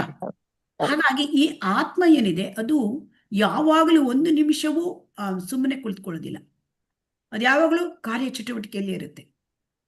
ಸೊ ಹಾಗಾಗಿ ನಾವು ಇಲ್ಲಿ ಏನು ಹೇಳ್ತಾ ಇದ್ದಾರೆ ಅಂತಂದ್ರೆ, ಪ್ರಕೃತಿಯ ಗುಣಗಳಿಗೆ ಯಾವ ಗುಣಕ್ಕೆ ಅನುಸಾರ, ಪ್ರಕೃತಿಯಲ್ಲಿ 3 ಗುಣಗಳು, ಸತ್ವಗುಣ, ರಜೋಗುಣ, ತಮೋಗುಣ. ಯಾವ ಗುಣವನ್ನು ನಾವು ಅನುಸರಿಸ್ಕೊಂಡು ಹೋಗ್ತೇವೆ ಅದಕ್ಕೆ ಅನುಸಾರವಾಗಿ ಕರ್ಮ ನಡೆಯುತ್ತೆ. ಯಾಕೆಂತಂದ್ರೆ ನಾವು ಐಹಿಕ ಪ್ರಪಂಚಕ್ಕೆ ಬಂದಾಗ ಐಹಿಕ ಪ್ರಕೃತಿಯ ಗುಣಗಳ ಜೊತೆ ಸಹವಾಸ ಮಾಡ್ತೇವೆ ಅಲ್ವಾ? ನಮ್ಮ ಜೊತೆಗೆ ಇರುತ್ತೆ ಪ್ರಕೃತಿಯ ಗುಣಗಳು. ಸೊ ಹಾಗಾಗಿ ಇಲ್ಲಿ ಏನ್ ಹೇಳ್ತಾ ಇದ್ದಾರೆ ಅಂದ್ರೆ, ಈ ನಾವು ಈ ಐಹಿಕ ಭಗವಂತನ ಆ ಕೃಷ್ಣ ಪ್ರಜ್ಞೆಯಲ್ಲಿ ನಾವು ಆ ಇಲ್ಲದೆ ಹೋದರೆ, ಅಂದ್ರೆ ಕರ್ಮಯೋಗವನ್ನು ನಾವು ಮಾಡದೆ ಹೋದ್ರೆ ಏನಾಗುತ್ತೆ, ನಮಗೆ ಮಾಯಾ ಪ್ರಜ್ಞೆಯಲ್ಲಿ ನಾವಿರ್ತೇವೆ. ಅಂದ್ರೆ ಪ್ರಕೃತಿಯ ಗುಣಗಳಲ್ಲಿ ನಾವು ಕೆಲಸ ಮಾಡ್ಬಿಡ್ತೇವೆ. ಸೊ ಇಲ್ಲಿ ಅದರಿಂದ ಏನು ಒಂದು ಕ್ಷಣವೂ ಕೂಡ ನಾವು ಕೆಲಸ ಮಾಡದೆ ಇರ್ಲಿಕ್ಕೆ ಸಾಧ್ಯ ಇಲ್ಲ. ಸೊ ಹಾಗಾಗಿ ನಾವು ಅಂದ್ರೆ 3 ಗುಣಗಳಿಗೆ ಅನುಸಾರವಾಗಿ ಕರ್ಮ ಮಾಡೋದಾಗ ನಾವು ಕೃಷ್ಣನನ್ನ ಅಲ್ಲಿ ತರಲಿಕ್ಕೆ ಪ್ರಯತ್ನ ಮಾಡಬೇಕು. ಇಲ್ಲದೆ ಹೋದ್ರೆ ನಮ್ಗೆ ಅದು ಏನು ಪ್ರಯೋಜನ ಆಗೋದಿಲ್ಲ ಅಂತ ಹೇಳ್ತಾ ಇದ್ರು. ಯಾಕೆಂತಂದ್ರೆ ಈಗ ನಾವು ಕರ್ಮ ಬಂಧನದಲ್ಲಿ ಸಿಕ್ಕಾಕೊಳ್ತೇವೆ ಅಂತ ನಾವು ಹಿಂದಿನ ಒಂದು ಶ್ಲೋಕದಲ್ಲಿ ನೋಡಿದ್ದೇವೆ. ಸೊ ಕರ್ಮ ಬಂಧನದಿಂದ ಪಾರಾಗಬೇಕು ಅಂತಂದ್ರೆ ಅಲ್ಲಿ ಕರ್ಮ ಯೋಗವನ್ನ ಮಾಡಬೇಕು. ಬರೇ ಕರ್ಮವನ್ನ ಮಾಡ್ಲಿಕ್ಕೆ ಸಾಧ್ಯ ಇಲ್ಲ. ಮಾಡಿದ್ರೆ ಮತ್ತೆ ಕರ್ಮ ಬಂಧನದಲ್ಲಿ ನಾವು ಉಳ್ಕೊಂಡ್ಬಿಡ್ತೇವೆ. ಹರೇ ಕೃಷ್ಣ. ಈಗ ಮುಂದಿನ ಶ್ಲೋಕದ ಏನ್ ಹೇಳ್ತಾರೆ ನೋಡೋಣ. ಕರ್ಮೇಂದ್ರಿಯಾಣಿ ಸಂಯಮ್ಯ ಯಾ ಆಸ್ತೆ ಮನಸಾ ಸ್ಮರನ್ ಇಂದ್ರಿಯಾರ್ಥಾನ್ ವಿಮೂಢಾತ್ಮ ಮಿಥ್ಯಾಚಾರ ಸ ಉಚ್ಯತೆ. ಅಂದ್ರೆ ಇಲ್ಲಿ ಮಿಥ್ಯಾಚಾರಿ ಅಂದ್ರೆ ಏನು, ವಿಮೂಢಾತ್ಮ ಅಥವಾ ಮಿಥ್ಯಾಚಾರಿ ಅಂದ್ರೆ ಏನು ಅಂತ ತಿಳ್ಕೊಳ್ಬೇಕು. ಇಲ್ಲಿ ಚಿತ್ರದಲ್ಲಿ ನಾವು ನೋಡ್ತಾ ಇದ್ದೇವೆ, ಒಬ್ಬ ಇವನು ವ್ಯಕ್ತಿ, ಅವರು ಸನ್ಯಾಸಿ ತರ ಕಾಣ್ತಾರೆ ಅಲ್ವಾ? ಹರೇ ಕೃಷ್ಣ. ನೋಡ್ಲಿಕ್ಕೆ ಇವರು ಸನ್ಯಾಸಿ ತರ ಕಾಣ್ತಾರೆ ಅಲ್ವಾ? ಹೌದು ಹೌದು ಮಾತಾಜಿ. ಮಾತಾಜಿ. ಹೌದು ಮಾತಾಜಿ. ಸನ್ಯಾಸಿ ತರ ಕಾಣ್ತಾರೆ. ಆದ್ರೆ ಇವರು ನೋಡಿ, ಈ ಕೈಯಲ್ಲಿ ಹಿಡ್ಕೊಂಡಿರೋದು ಅದು ಅವರು ಸನ್ಯಾಸಿ ಡ್ರೆಸ್ ಏನೋ ಇದೆ, ಕಮಂಡಲೂ ಇದೆ, ಆದ್ರೆ ಕೈಯಲ್ಲಿ ಏನಿದೆ? Cigarette, phone. ಮೊಬೈಲ್ ಇದೆ. ಅಂದ್ರೆ ಇಲ್ಲಿ ಪರನೋಟಕ್ಕೆ ಸನ್ಯಾಸಿ ತರ ಇವರು ಏನೋ ಕರ್ಮೇಂದ್ರಿಯಗಳನ್ನು ನಿಗ್ರಹಿಸುತ್ತಾರೆ ಅಂತ ಕಾಣುತ್ತೆ. ಆದರೆ ಅವರ ಮನಸ್ಸು ಸದಾ ಇಂದ್ರಿಯ ಭೋಗದಲ್ಲಿ ನೆಟ್ಟಿರುತ್ತೆ. ಅವರ ಮನಸ್ಸು ಧ್ಯಾನ ಮಾಡುವರಂತೆ ನಟಿಸ್ತಾರೆ, ಆದರೆ ಅವರು ಮನಸ್ಸು ಮಾತ್ರ ಇಂದ್ರಿಯದಲ್ಲಿ ಇರುತ್ತೆ. ಸೊ ಇವರು ಅಂದ್ರೆ ಒಂದು ರೀತಿಯ ಒಳಗೊಂದು ಹೊರಗೊಂದು ಮಿಥ್ಯಾಚಾರ. ಇವರು ಹೊರನೋಟಕ್ಕೆ ಸನ್ಯಾಸಿ ಅದರ ಒಳಗಡೆ ಅವರು ಆ, ಆ, ಅದನ್ನ ಅಂದ್ರೆ ಇಂದ್ರಿಯ ಭೋಗದ ಆಸೆ ಇದೆ. ಸೊ ಹಾಗಾಗಿ ಸಂಸಾರದ ಜವಾಬ್ದಾರಿ ಬೇಡ ಅಂತ ಇವರು ಸನ್ಯಾಸ ಸ್ವೀಕಾರ ಮಾಡಿರ್ತಾರೆ ಅಥವಾ ಸನ್ಯಾಸತ್ವಕ್ಕೆ ಬಂದಿರ್ತಾರೆ. ಹಾಗಾಗಿ ಇಂತಹ ಸನ್ಯಾಸಿಗಳನ್ನ ಕೃಷ್ಣ ಇಲ್ಲಿ ಬೆಂಬಲ ಮಾಡ್ತಾ ಇಲ್ಲ. ಅಂದ್ರೆ ಇಲ್ಲಿ ಏನಾಗುತ್ತೆ ಅಂದ್ರೆ ಇಂದ್ರಿಯ ನಿಗ್ರಹ ಪೂರ್ಣವಾಗಿ ಆಗಿರೋದಿಲ್ಲ. ಸೊ ಇಂದ್ರಿಯ ನಿಗ್ರಹ ಪೂರ್ಣವಾಗಿ ಆಗಿರೋದಿಲ್ಲ. ಆದ್ರಿಂದ ಮನಸ್ಸು ಯಾವಾಗಲೂ ಅಂದ್ರೆ ಇನ್ನೂ ಕಂಟ್ರೋಲ್ಗೆ ನಿಗ್ರಹಕ್ಕೆ ಬರ್ತಾ ಇಲ್ಲ. ಆದರೆ ಇದು ಹೇಗೆ ನಾವು ನಿಗ್ರಹಕ್ಕೆ ತರಬಹುದು ಅಂದ್ರೆ ಭಕ್ತಿ ಸೇವೆಗೆ ತೊಡಗಿದಾಗ ಇಂದ್ರಿಯಗಳು ತನ್ನಿಂತಾನೇ ಅವು ಹತೋಟಿಗೆ ಬರುತ್ತವೆ. ಇಂದ್ರಿಯಗಳನ್ನು ಹೇಗೆ ಹತೋಟಿಗೆ ಬರುತ್ತೆ ಅಂದ್ರೆ ಇಂದ್ರಿಯಗಳನ್ನು ಆ ಭಕ್ತಿ ಸೇವೆಗೆ ತೊಡಗಿಸಿದಾಗ ಆ ಇಂದ್ರಿಯಗಳು ಏನಾಗುತ್ತೆ, ಅವು ಕೂಡ ತಮ್ಮ ಕೆಲಸದಲ್ಲಿ ತೊಡಗಿರುತ್ತವೆ. ಹಾಗಾಗಿ ಅವು ಕಂಟ್ರೋಲ್ಗೆ ಬರುತ್ತೆ. ಯಾಕಂದ್ರೆ ಇಂದ್ರಿಯಗಳ ಒಡೆಯನಾದ ಭಗವಂತನಿಗೆ ಸೇವೆ ಮಾಡಿದಾಗ ಆಗ ಇಂದ್ರಿಯ ಹತೋಟಿ ಬರುತ್ತೆ. ಅದು ಬಿಟ್ಟು ಒತ್ತಾಯಪೂರ್ವಕವಾಗಿ ಕರ್ಮಗಳನ್ನು ಮಾಡೋದಿಲ್ಲ, ನನಗೆ ಕರ್ಮ ಮಾಡಿದ್ರೆ ಕರ್ಮದ ಪ್ರತಿಕ್ರಿಯೆ ತಟ್ಟೆ ಅಂದಾಗ ಆಗೋದಿಲ್ಲ. ಸೊ ಇಲ್ಲಿ ನಾವು ಇನ್ನೊಂದನ್ನು ನೋಡ್ತಾ ಇದ್ದೇವೆ ಚಿತ್ರದಲ್ಲಿ. ಇಲ್ಲಿ ಭರತ ಚಕ್ರವರ್ತಿ ನೋಡ್ತಾ ಇದ್ದೇವೆ. ಇವರು ಋಷಭ ಚಕ್ರವರ್ತಿಯ ಮಗ. ಅಂದ್ರೆ ಇಲ್ಲಿ ಏನಾಗುತ್ತೆ, ಋಷಭ ಚಕ್ರವರ್ತಿ ಅಂದ್ರೆ ಸಾಕ್ಷಾತ್ ಭಗವಂತನ ಅವತಾರ. ಸೊ ಇವರು ದೊಡ್ಡ ಮಹಾರಾಜ ಆಗಿರ್ತಾರೆ. ಆದ್ರೆ ಏನೋ ಅವರಿಗೆ ಭಕ್ತಿಯಲ್ಲಿ ತಾನು ಮುಂದುವರಿಬೇಕು ಅಂತ, ಸಾಕ್ಷಾತ್ಕಾರ ಮಾಡ್ಕೊಳ್ಬೇಕು ಅಂತ ರಾಜ್ಯ ಹೆಂಡತಿ ಎಲ್ಲದನ್ನು ಬಿಟ್ಟು ಅವರು ಕಾಡಿಗೆ ಬಂದಿರ್ತಾರೆ. ಆದ್ರೆ ಇಲ್ಲಿ ಒಂದು ಜಿಂಕೆಯ ವ್ಯಾಮೋಹದಿಂದ ಅವ್ರ ಯಜ್ಞವನ್ನ ಸರಿಯಾಗಿ ಮಾಡ್ಲಿಕ್ಕೆ ಆಗ್ತಾ ಇಲ್ಲ. ಅವರಿಗೆ ಒಂದು ರೀತಿ ಕಾನ್ಸಂಟ್ರೇಷನ್ ಮಾಡ್ಲಿಕ್ಕೆ ಆಗ್ತಾ ಇಲ್ಲ. ಸೊ ಆಗ ಅವರು ಭಾವ ಹಂತದಲ್ಲಿ ಇರ್ತಾರೆ ಭಕ್ತಿಯಲ್ಲಿ. ಆದರೆ ಇವರು ಭಾವಾಂತರದಿಂದ ಇದ್ದರೂ ಕೂಡ ಅವ್ರಿಗೆ ಏನಾಗಿರುತ್ತೆ, ಒಂದು ಜಿಂಕೆ ಮರಿ ಮೇಲೆ ವ್ಯಾಮೋಹ ಬೆಳ್ಕೊಂಡು ಅವರು ಇದಾಗ್ಬಿಡ್ತಾರೆ. ಅಂದ್ರೆ ಮುಂದಿನ ಜನ್ಮದಲ್ಲಿ ಜಿಂಕೆ ಆಗ್ತಾರೆ. ಆದರೆ ಇಲ್ಲಿ ಏನಾಗುತ್ತೆ, ಇವರು ಪತನ ಹೊಂದೋದಿಲ್ಲ. ಯಾಕೆಂತಂದ್ರೆ ಇವರು ಉನ್ನತವಾದ ಆ ಭಕ್ತಿ ಹಂತದಲ್ಲಿ ಇದ್ದಾರೆ. ಆದರೆ ಇವರು ಪತನ ಹೊಂದುತ್ತಾರೆ. ಯಾಕೆ? ಈ ಮಿಥ್ಯಾಚಾರದಲ್ಲಿ ಇಂದ್ರಿಯ ನಿಗ್ರಹ ಕಡಿಮೆ ಇದೆ, ಆದರೆ ಇಲ್ಲಿ ಇಂದ್ರಿಯ ನಿಗ್ರಹ ಇಲ್ಲ. ಇವರು ಅಂದ್ರೆ ಭಕ್ತಿಯಲ್ಲಿ ಉನ್ನತ ಹಂತದಲ್ಲಿ ಇದ್ದಾರೆ. ಆದ್ದರಿಂದ ಇವರಿಗೆ ಪತನ ಹೊಂದಲಿಕ್ಕೆ ಇವರಿಗೆ ಸಾಧ್ಯ ಇಲ್ಲ, ಇವರು ಪತನ ಹೊಂದೋದಿಲ್ಲ. ಇದನ್ನ ಮುಂದೆ ಭಗವದ್ಗೀತೆಯಲ್ಲಿ ಕೂಡ ಹೇಗೆ ಅಂತ ನಾವು ತಿಳ್ಕೊಳ್ತೇವೆ, ಮುಂದಿನ ಅಧ್ಯಾಯಗಳ ತಿಳ್ಕೊಳ್ತೇವೆ. ಈಗ ಇಲ್ಲಿ ನಾವು ಮತ್ತೊಂದನ್ನು ನೋಡ್ತಾ ಇದ್ದೇವೆ ನೋಡಿ. ಇದಕ್ಕೆ ಪ್ರತಿಯಾಗಿ ಪ್ರಾಮಾಣಿಕನಾದ ಮನುಷ್ಯನು ಕ್ರಿಯಾಶಾಲಿಗಳಾದ ಇಂದ್ರಿಯಗಳನ್ನು ಮನಸ್ಸಿನಿಂದ ನಿಗ್ರಹಿಸಲು ಪ್ರಯತ್ನಿಸಿ ಕೃಷ್ಣ ಪ್ರಜ್ಞೆಯಲ್ಲಿ ಕರ್ಮಯೋಗವನ್ನು ಅನಾಸಕ್ತವಾಗಿ ಮಾಡ್ತಾನೆ. ಇಲ್ಲಿ ನಾವು ಇದನ್ನ ನೋಡ್ತೇವೆ. ಒಬ್ಬ ರಾಜ ಅಂದ್ರೆ ಇವರು ಜಗನ್ನಾಥ ಪುರಿಯಲ್ಲಿ ಮಹಾರಾಜ. ಸೊ ಇವರು ಏನು ಮಾಡ್ತಾರೆ, ಇವರು ಜಗನ್ನಾಥನ ರಥಯಾತ್ರೆ ಬರುವಾಗ ಅಲ್ಲಿ ರಸ್ತೆಯನ್ನ ಅವರು ಚೊಕ್ಕ ಮಾಡ್ತಾರೆ, ಕಸ ಹೊಡೆದು ಚೊಕ್ಕ ಮಾಡ್ತಾರೆ. ಆವಾಗ ಇವರು ಮಾಡ್ತಕ್ಕಂಥ ಕೆಲಸ, ಇದರಲ್ಲಿ ಪ್ರತಿಫಲದ ಅಪೇಕ್ಷೆ ಇಲ್ಲ. ಅಂದರೆ ಭಗವಂತನ ಸೇವೆ ಅಂತ ಅವರು ಕರ್ತವ್ಯ ಅಂತ ಮಾಡ್ತಾರೆ. ಸೊ ಇವರು ಭಕ್ತ. ಸೊ ಹೀಗಾಗಿ ನಾವು ಇಲ್ಲಿ ಎರಡು ರೀತಿಯ ಅಂದರೆ ಕರ್ಮ ತ್ಯಾಗ ಮಾಡಿದವರದ್ದು ನೋಡಿದ್ವಿ. ಆಮೇಲೆ ಇಲ್ಲಿ ಎರಡನೇದು ಕರ್ಮವನ್ನ ನಾವು ಭಗವಂತನ ಸೇವೆ ಅಂತ ಇಲ್ಲಿ ಕೃಷ್ಣನ ತಂದಿದ್ದಾರೆ. ಸೊ ಇವರಿಬ್ಬರ ವ್ಯತ್ಯಾಸವನ್ನ ನಾವು ತಿಳ್ಕೊಂಡೀಗ. ಅಂದ್ರೆ ಇಲ್ಲಿ ಏನಾಗತ್ತೆ ಅಂತಂದ್ರೆ, ನಮ್ಮ ನಿಯಮಿತ ಕರ್ತವ್ಯ ಇದನ್ನ ನಾವು ಮಾಡಿದ್ರೆ ನಮಗೆ ಏನಾಗುತ್ತೆ, ಈ ಮಿಥ್ಯಾಚಾರಿಗೆ ಹೋಗ್ಲಿಕ್ಕೆ ಆಗೋದಿಲ್ಲ. ಇಲ್ಲಿ ನಮಗೆ ಕೃಷ್ಣ ಏನ್ ಹೇಳ್ತಾ ಇದ್ದಾರೆ ಅಂತಂದ್ರೆ, ನಿಯಮಿತವಾದ ಕರ್ತವ್ಯವನ್ನ ಮಾಡುವಂತ ಮುಂದಿನ ಇದರಲ್ಲಿ ಹೇಳ್ತಾ ಇದ್ದಾರೆ, ನಿಯಮಿತವಾದ ಕರ್ತವ್ಯ ಮಾಡಿ. ಸೊ ಹಾಗಾಗಿ ಇಲ್ಲಿ ಎರಡು ರೀತಿಯನ್ನು ನೋಡಿದೀವಿ, ಕರ್ಮ ಸನ್ಯಾಸ ಮತ್ತೆ ಇಲ್ಲಿ ಕರ್ಮಯೋಗ. ಇಲ್ಲಿ ಮಾಡ್ತಾ ಇರ್ತಕ್ಕಂಥದ್ದು ಕರ್ಮಯೋಗ. ಸೊ ಈ ಕರ್ಮಯೋಗದಲ್ಲಿ ಇದು ಅಕರ್ಮವಾಗುತ್ತೆ, ಇದರಲ್ಲಿ ಕರ್ಮ ಬಂಧನ ಬರೋದಿಲ್ಲ. ಯಾಕೆಂತಂದ್ರೆ ಇಲ್ಲಿ ಪಾಪ ಮತ್ತು ಪುಣ್ಯ ಎರಡು ಕೂಡ ಬರೋದಿಲ್ಲ. ಅದೇ 8ನೇ ಶ್ಲೋಕವನ್ನು ನೋಡೋಣ. ನಿಯತಂ ಕುರು ಕರ್ಮತ್ವಂ ಕರ್ಮ ಜಾಯೋ ಹಿ ಅಕರ್ಮ ಶರೀರ ಜಾತ್ರಾಪಿ ಚತೆ ನ ಪ್ರಸಿದ್ಧೇ ಅಕರ್ಮಣಃ.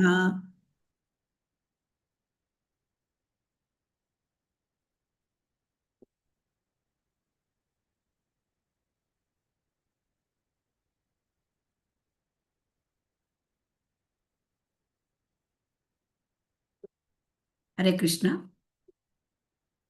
ಇಲ್ಲಿ ಏನ್ ಹೇಳ್ತಾರೆ, ನಿನ್ನ ನಿಯಮಿತ ಕರ್ತವ್ಯವನ್ನು ಮಾಡು, ಏಕೆಂದರೆ ಹಾಗೆ ಮಾಡುವುದು ಕರ್ಮವನ್ನು ಮಾಡದಿರುವುದಕ್ಕಿಂತ ಉತ್ತಮ. ಕರ್ಮವನ್ನು ಮಾಡದೆ ದೇಹವನ್ನು ಉಳಿಸಿಕೊಳ್ಳುವುದಕ್ಕೆ ಸಾಧ್ಯವಿಲ್ಲ. ಸೊ ಹಾಗಾಗಿ ಇಲ್ಲಿ ನಾವು ಕರ್ಮದ ವಿಚಾರವನ್ನು ಮೊದಲು ಕೂಡ ಮಾಡಿದ್ದೇವೆ.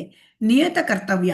ಸೊ ನಿಯತ ಕರ್ತವ್ಯ ಅಂದ್ರೆ ಏನು ಅಂತ ಅಂದ್ರೆ ಪ್ರತಿಯೊಬ್ಬ ಒಂದು ವರ್ಣಾಶ್ರಮ ಧರ್ಮದ ಪ್ರಕಾರ ಯಾರ್ಯಾರಿಗೆ ಯಾವ ಕರ್ತವ್ಯನ ವಿಧಿಸಲಾಗಿದೆ ಅದನ್ನ ಮಾಡಬೇಕು. ಇಲ್ಲಿ ಏನಾಗುತ್ತೆ ಅಂತಂದ್ರೆ ನಿಯಮಿತ ಕೆಲಸ ನಾವು ಮಾಡದೆ ಹೋದ್ರೆ ನಮ್ಮ ದೇಹವನ್ನು ಕೂಡ ಉಳಿಸ್ಕೊಳ್ಳಿಕ್ಕೆ ಸಾಧ್ಯವಿಲ್ಲ. ಹಾಗಾಗಿ ದೇಹ ಮತ್ತು ಆತ್ಮ ಇದನ್ನು ಒಟ್ಟಿಗಿರಿಸ್ಲಿಕ್ಕೆ ಕೂಡ ನಿಯತವಾದ ಕರ್ತವ್ಯವನ್ನು ಮಾಡಬೇಕು. ಸೊ ಹಾಗಾಗಿ ಇಲ್ಲಿ ಅರ್ಜುನ ಏನು ಹೇಳ್ದ, ನಾನು ಯುದ್ಧ ಮಾಡಲ್ಲ ಏನು 5 ಕಾರಣಗಳನ್ನ ಕೊಟ್ಟ. ಆದರೆ ಭಗವಂತ ಕೃಷ್ಣ 2ನೇ ಅಧ್ಯಾಯದಲ್ಲಿ ಏನು ಹೇಳಿದ ಅಂದ್ರೆ, ಯುದ್ಧ ಮಾಡದೇ ಇದ್ರೆ ಪಾಪ ಬರುತ್ತೆ. ಯಾಕೆ? ನೀನು ಕ್ಷತ್ರಿಯ, ನಿನ್ನ ಕ್ಷತ್ರಿಯನ ಕೆಲಸ ಏನೋ ನಿಯತವಾಗಿ ನಿನ್ನ ಕೆಲಸ ಯುದ್ಧ ಮಾಡೋದು ನಿನ್ನ ಕೆಲಸ. ಸೊ ಅದನ್ನು ನೀನು ಮಾಡದೆ ಹೋದ್ರೆ ನಿನ್ನ ಸ್ವಧರ್ಮವನ್ನ ಆಚರಿಸಿದ ಹಾಗಾಗೋದಿಲ್ಲ. ಸೊ ಹಾಗಾಗಿ ಇಲ್ಲಿ ನಿಯಮಿತವಾದ ಕರ್ತವ್ಯವನ್ನು ಮಾಡು. ನಮ್ಮ ಗುಣಕ್ಕೆ ಅನುಗುಣವಾಗಿ ನಾವು ಕರ್ತವ್ಯವನ್ನು ಮಾಡಬೇಕು.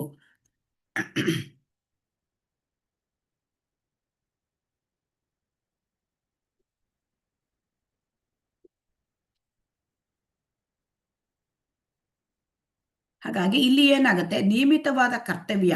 ಈ ನಿಯಮಿತವಾದ ಕರ್ತವ್ಯವನ್ನು ಮಾಡೋದ್ರಿಂದ ನಿಧಾನವಾಗಿ ಶುದ್ಧಿ ಆಗತ್ತೆ, ಹೃದಯ ಶುದ್ಧಿ ಆಗತ್ತೆ. ನಮ್ಮಲ್ಲಿರ್ತಕ್ಕಂತಹ ಕಶ್ಮಲಗಳು ಅಂದ್ರೆ ಭೌತಿಕ ಪ್ರಪಂಚಕ್ಕೆ ಬಂದಾಗ ನಮ್ಮಲ್ಲಿ ಕಶ್ಮಲಗಳು ಬರುತ್ತೆ. ಕಶ್ಮಲಗಳು ಅಂತಂದ್ರೆ ಈ 3 ಗುಣಗಳು, ಮತ್ತೆ ಸತ್ವಗುಣ, ರಜೋಗುಣ, ತಮಗುಣ, ಇವೆಲ್ಲವೂ ಕಶ್ಮಲಗಳೇ. ಈ ಸತ್ವಗುಣವನ್ನು ಮೀರಬೇಕು ನಾವು, ಆವಾಗ ಮಾತ್ರ ನಾವು ಶುದ್ಧ ಸತ್ವಕ್ಕೆ ಹೋಗ್ತೇವೆ. ಸೊ ಈ ಕಶ್ಮಲಗಳು, ಅದರ ಜೊತೆಗೆ ನಮಗೆ ಇರ್ತಕ್ಕಂತಹ ಕಾಮ, ಕ್ರೋಧ, ಮದ, ಮೋಹ, ಲೋಭ, ಸೊ ಅರಿಷಡ್ ವರ್ಗಗಳು, ಇವೆಲ್ಲವನ್ನು ಕಶ್ಮಲಗಳು. ಇದನ್ನ ನಿವಾರಿಸ್ಕೊಳ್ಬೇಕು ಅಂತಂದ್ರೆ ನಾವು ನಮ್ಮ ಗುಣಕ್ಕೆ ಅನುಸಾರವಾಗಿ ನಿಯಮಿತವಾದ ಕರ್ಮವನ್ನು ಮಾಡಿದಾಗ ನಮಗೆ ಏನಾಗುತ್ತೆ, ನಿಧಾನವಾಗಿ ನಮ್ಮ ಹೃದಯ ಶುದ್ಧಿ ಆಗತ್ತೆ.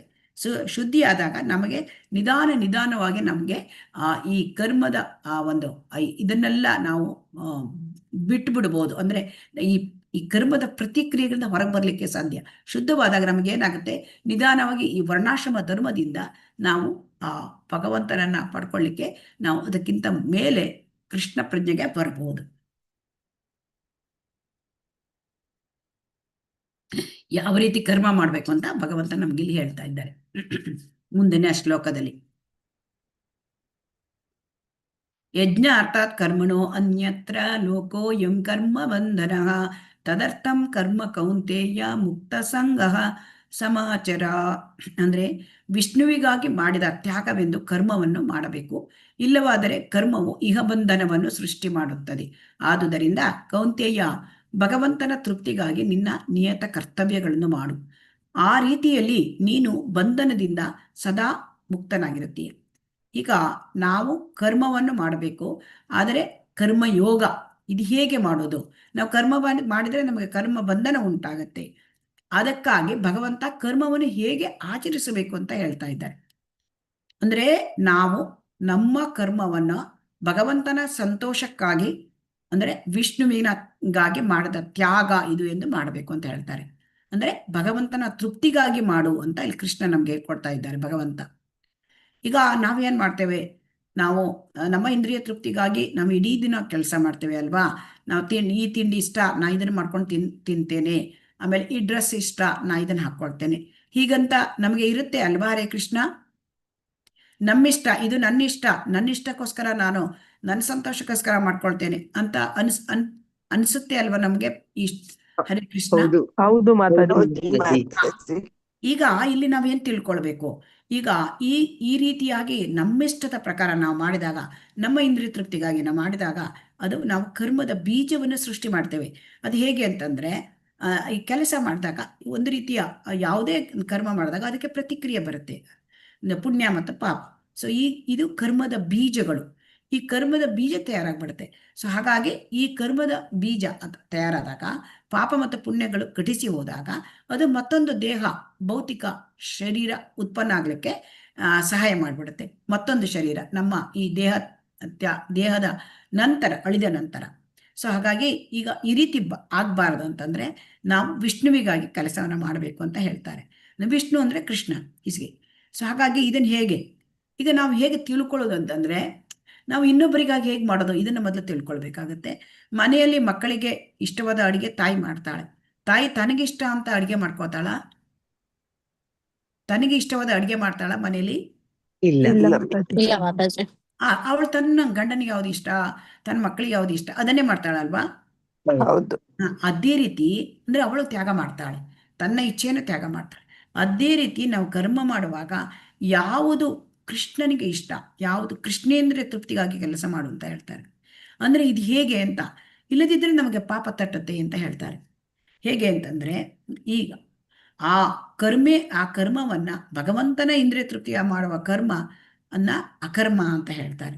ಸೊ ಹಾಗಾಗಿ ಇದು ಅಕರ್ಮದ ಅಕೌಂಟು ಅದು ಕೃಷ್ಣನ ಹತ್ರ ಇರುತ್ತೆ. ಕರ್ಮದ ಅಕೌಂಟು ಅದು ಪಾಪ ಮತ್ತು ಪುಣ್ಯದ ಅಕೌಂಟು ನಮಗೆ ಗೊತ್ತಿದೆ, ಚಿತ್ರಗುಪ್ತರ ಹತ್ರ ಇರ್ತಾರೆ.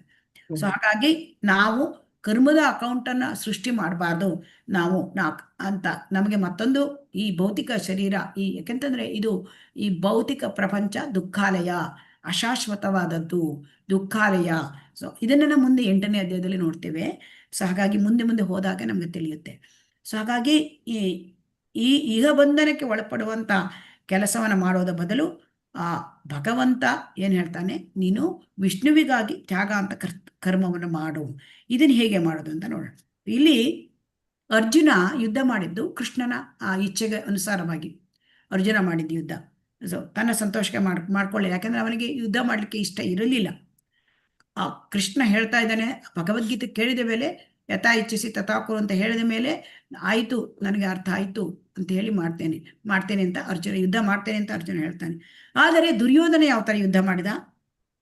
ತನ್ನ ಸಂತೋಷಕ್ಕಾಗಿ ಯುದ್ಧ ಮಾಡ್ದ ಅಲ್ವಾ? ತನಗೆ ರಾಜ್ಯ ಬೇಕು ಅಂತ ಯುದ್ಧ ಮಾಡ್ದ ಅಲ್ವಾ? ಹೌದು ಹೌದು ಮಾತಾಜಿ. ಇದರಿಂದ ನಾವು ತಿಳ್ಕೊಳ್ಬೇಕು.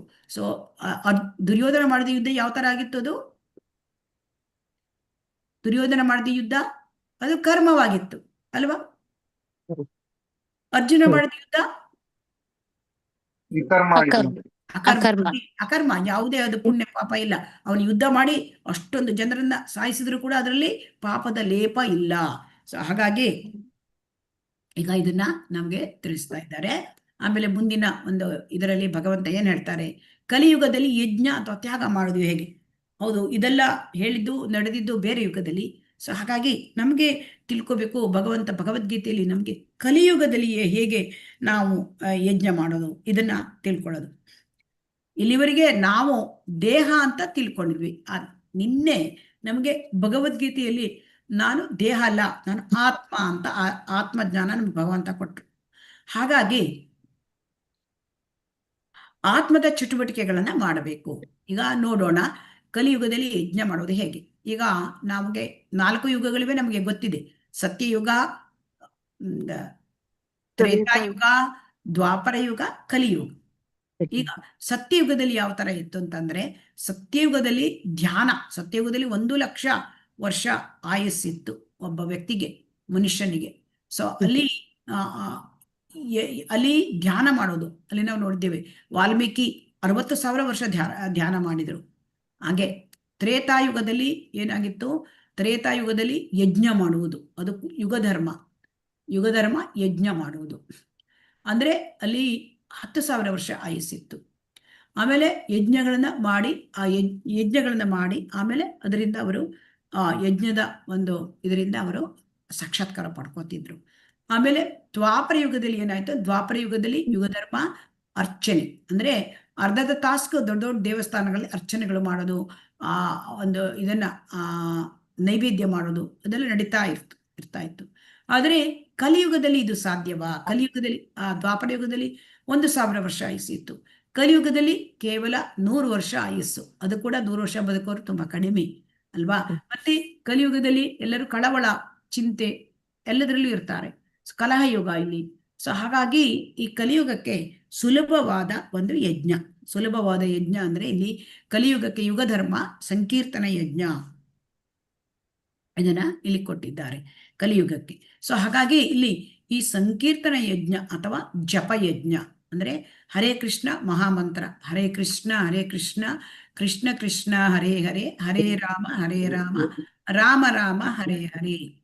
ಇದನ್ನ ಅದು ಇಸ್ಕಾನ್ನವರು ತಯಾರು ಮಾಡಿದ ಮಂತ್ರ ಅಲ್ಲ. ಇದು ವೇದಶಾಸ್ತ್ರಗಳು ಕಲಿಯುಗದಲ್ಲಿ ಸಂಕೀರ್ತನ ಯಜ್ಞವನ್ನು ನಡೆಸಬೇಕು ಅಂತ ವೇದಶಾಸ್ತ್ರಗಳು ಹೇಳುತ್ತೆ. ಸೊ ಇದನ್ನ ಇಸ್ಕಾನ್ ಸಂಸ್ಥೆಯವರ ಇದನ್ನ ಎಲ್ಲರಿಗೂ ತಲುಪುವ ತರ ಮಾಡಿದ್ದಾರೆ ಅಷ್ಟೇ. ಸೊ ಇದರಲ್ಲಿ 16 ಮಂತ್ರಗಳಿವೆ. ಹರೇ ಕೃಷ್ಣ ಕೃಷ್ಣ ಕೃಷ್ಣ ಹರೇ ಹರೇ, ಹರೇ ರಾಮ ರಾಮ ರಾಮ ಹರೇ ಹರೇ. ಅಂದ್ರೆ ಇದರಲ್ಲಿ 16 ಮಂತ್ರ. ಈ ಮಂತ್ರದ ಒಂದು ಅರ್ಥ ಏನು ಅಂದ್ರೆ ಇಲ್ಲಿ ಬರ್ತಕ್ಕಂಥದ್ದು ಮುಖ್ಯವಾಗಿ ರಾಮ ಕೃಷ್ಣ ಹರೇ ಅಂತ. ಅಂದ್ರೆ ಹರೇ ಅಂದ್ರೆ ಶ್ರೀಮತಿ ರಾಧಾರಾಣಿ ಅನ್ಸೋ. ಇದು ಅಂದ್ರೆ ಇಲ್ಲಿ ಭಗವಂತನ ಅಂತರಂಗ ಶಕ್ತಿ ರಾಧಾರಾಣಿ ಅಂದ್ರೆ. ಹಾಗಾಗಿ ನಾವು ರಾಧಾರಾಣಿಯನ್ನ ಪ್ರಾರ್ಥನೆ ಮಾಡೋದು. ಅಂತರಂಗ ಶಕ್ತಿ ಹರೇ ಹರೇ ಓ ರಾಧಾರಾಣಿ, ನೀನು ದಯವಿಟ್ಟು ನನ್ನನ್ನು ಕೃಷ್ಣನ ಸೇವೆಯಲ್ಲಿ ತೊಡಗಿಸು ಅಂತ. ಯಾಕೆಂದ್ರೆ ನಾವು ಸೇವೆ ಮರ್ತು ಬಿಟ್ಟಿದ್ದೇವೆ. ಐಕ ಪ್ರಪಂಚಕ್ಕೆ ಬಂದು ನಾವು ಇಂದ್ರಿಯ ಭೋಗದಲ್ಲಿ ನಾವು ತೊಡಗಿದ್ದೇವೆ. ಹಾಗಾಗಿ ನಮಗೆ ಭಗವಂತ ಮರೆತು ಹೋಗಿದ್ದಾನೆ. ಆದ್ದರಿಂದ ನಾವು ತುಂಬಾ ಕಳಕಳಿಯಿಂದ ಅಂತರಂಗ ಶಕ್ತಿ ಆ ರಾಧಾರಾಣಿಯನ್ನು ನಮಗೆ ಮತ್ತೆ ಸೇವೆಯನ್ನು ನನಗೆ ಕೊಡು, ಸೇವಾ ಭಾಗ್ಯವನ್ನು ಕೊಡು ಅಂತ ಬೇಡ್ಕೊಳ್ಳೋದು. ಸೊ ಹಾಗಾಗಿ ಇದು ನಾವು ಮಾಡ್ತಕ್ಕಂತಹ ಯಜ್ಞ. ಸೊ ಈಗ ಇದಕ್ಕೆ ನಮಗೆ ಯಜ್ಞ ಮಾಡ್ಬೇಕಾದ್ರೆ ನಮಗೆ ತಿಳ್ಕೊಳ್ಬೇಕು, ನಮ್ಮ ಸ್ವರೂಪ ಏನು ತಿಳ್ಕೊಳ್ಬೇಕು. ಸ್ವರೂಪ ಏನು ಅಂದ್ರೆ ಜೀವೇರ ಸ್ವರೂಪ ಹೈ ಕೃಷ್ಣೇರ ನಿತ್ಯದಾಸ. ಅಂದ್ರೆ ಈ ಜೀವಿ ಯಾವಾಗಲೂ ಭಗವಂತನ ದಾಸ. ಇದು ನಮಗೆ ಗೊತ್ತಿಲ್ಲ. ಸೊ ಹಾಗಾಗಿ ನಾವು ಅದನ್ನು ಮೊದಲು ತಿಳ್ಕೊಂಡ್ರೆ ಅದು ನಮಗೆ ಅರ್ಥ ಆಗುತ್ತೆ. ದಾಸ, ಈಗ ನಮಗೆ ಕೈ ಅದು ದೇಹದ ಆದ ಕೆಲಸವನ್ನು ಮಾಡ್ತದೆ. ದೇಹಕ್ಕೆ ಅದು ದೇಹದ ಅಂಶ, ಅದಕ್ಕೆ ದೇಹದ ಸೇವೆ ಮಾಡಬೇಕು. ಹಾಗೆ ನಾವು ಕೂಡ ಭಗವಂತನ ಅಂಶ. ಸೊ ಹಾಗಾಗಿ ಭಗವಂತನ ಸೇವೆ ಮಾಡೋದು ನಮ್ಮ ಅದು ಕರ್ತವ್ಯ. ಅದು ನಮ್ಮ ಸಹಜವಾದದ್ದು, ನಮಗೆ ಸಹಜವಾದ ಜೀವಿಗೆ ಸಹಜವಾದದ್ದು. ಸೊ ಹಾಗಾಗಿ ಇಲ್ಲಿ ಈ ಯುಗದ ಸಾಕ್ಷಾತ್ ಭಗವಾನ್ ಕೃಷ್ಣನ ಅವತಾರ ಚೈತನ್ಯ ಮಹಾಪ್ರಭುಗಳು ಅವರು 500 ವರ್ಷಗಳ ಹಿಂದೆ ಈ ಕಲಿಯುಗಕ್ಕೆ ಬಂದು ಹರೇ ಕೃಷ್ಣ ಮಹಾಮಂತ್ರದ ವಿಶೇಷತೆಯನ್ನು ಜನರಿಗೆ ಸಾರಿದರು. ಯಾಕೆಂತಂದ್ರೆ ಈ ಯುಗದ ಒಂದು ಕಲಿಯುಗ ಪ್ರಾರಂಭ ಆಗಿದೆ, 5000 ವರ್ಷ ಆಗಿದೆ ಆಲ್ರೆಡಿ. ಆವಾಗ 500 ವರ್ಷಗಳ ಹಿಂದೆ ಶ್ರೀ ಚೈತನ್ಯ ಮಹಾಪ್ರಭುಗಳು ಕೃಷ್ಣನ ಅವತಾರ ಅವರು ಬಂದಿದ್ದಾರೆ. ಮತ್ತೆ ಅವರು ಈ ಯುಗಧರ್ಮ, ಈ ಒಂದು ಹರೇ ಕೃಷ್ಣ ಮಹಾಮಂತ್ರ ಅದನ್ನ ಹಂಚಲಿಕ್ಕೆ ಬಂದಿದ್ದಾರೆ. ಹಾಗಾಗಿ ಈಗ ಕೃಷ್ಣ ವರ್ಣಂ ತ್ವಿಷಾ ಕೃಷ್ಣಂ ಸಾಂಗೋಪಾಂಗಾದ ಪಾರ್ಷದೈಹಿ ಯಜ್ಞೈ ಸಂಕೀರ್ತನ ಪ್ರಾಯೈರ್ ಯಜಂತೀಹಿ ಸುಮೇಧಸಃ. ಸೊ ಹಾಗಾಗಿ ಅಂದ್ರೆ ಇಲ್ಲಿ ಸಂಕೀರ್ತನ ಯಜ್ಞ ಇದನ್ನ ಸುಮೇಧಸಃ, ಯಾರು ಬುದ್ಧಿವಂತರಿರ್ತಾರೆ ಅವರು ಮಾಡ್ತಾರೆ. ಯಾಕೆಂದ್ರೆ ಈ ಕಲಿಯುಗದ ಯುಗಧರ್ಮ ಇದು. ಕಲಿಯುಗದಲ್ಲಿ ಇದನ್ನ ಬಿಟ್ರೆ ಬೇರೆ ಗತಿಯೇ ಇಲ್ಲ ಅಂತ. ಈ ಚೈತನ್ಯ ಮಹಾಪ್ರಭುಗಳು ತಮ್ಮ ಸಂಗಾತಿಗಳ ಜೊತೆ ಬರ್ತಾರೆ. ಈ ಸಂಗಾತಿಗಳ ಜೊತೆ ಬರ್ತಾರೆ ಅಂತಂದ್ರೆ ಇಲ್ಲಿ ನಾವು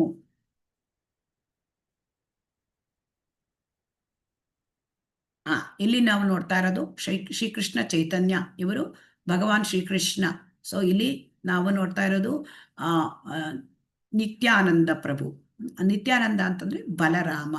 ಆಮೇಲೆ ಇಲ್ಲಿ ನಾವು ನೋಡ್ತಾ ಇರೋದು ಗದಾಧರ ಪಂಡಿತ. ಗದಾಧರ ಪಂಡಿತ ಅಂದ್ರೆ ಶ್ರೀಮತಿ ರಾಧಾರಾಣಿ ಅವರ ಈ ರೀತಿಯಾಗಿ ಬಂದಿದ್ದಾರೆ.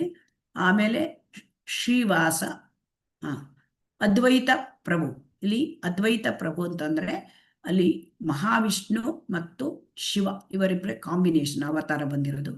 ಆಮೇಲೆ ಬರ್ತಕ್ಕಂಥದ್ದು ಶ್ರೀವಾಸ ಅಂದರೆ ಬ್ರಹ್ಮ.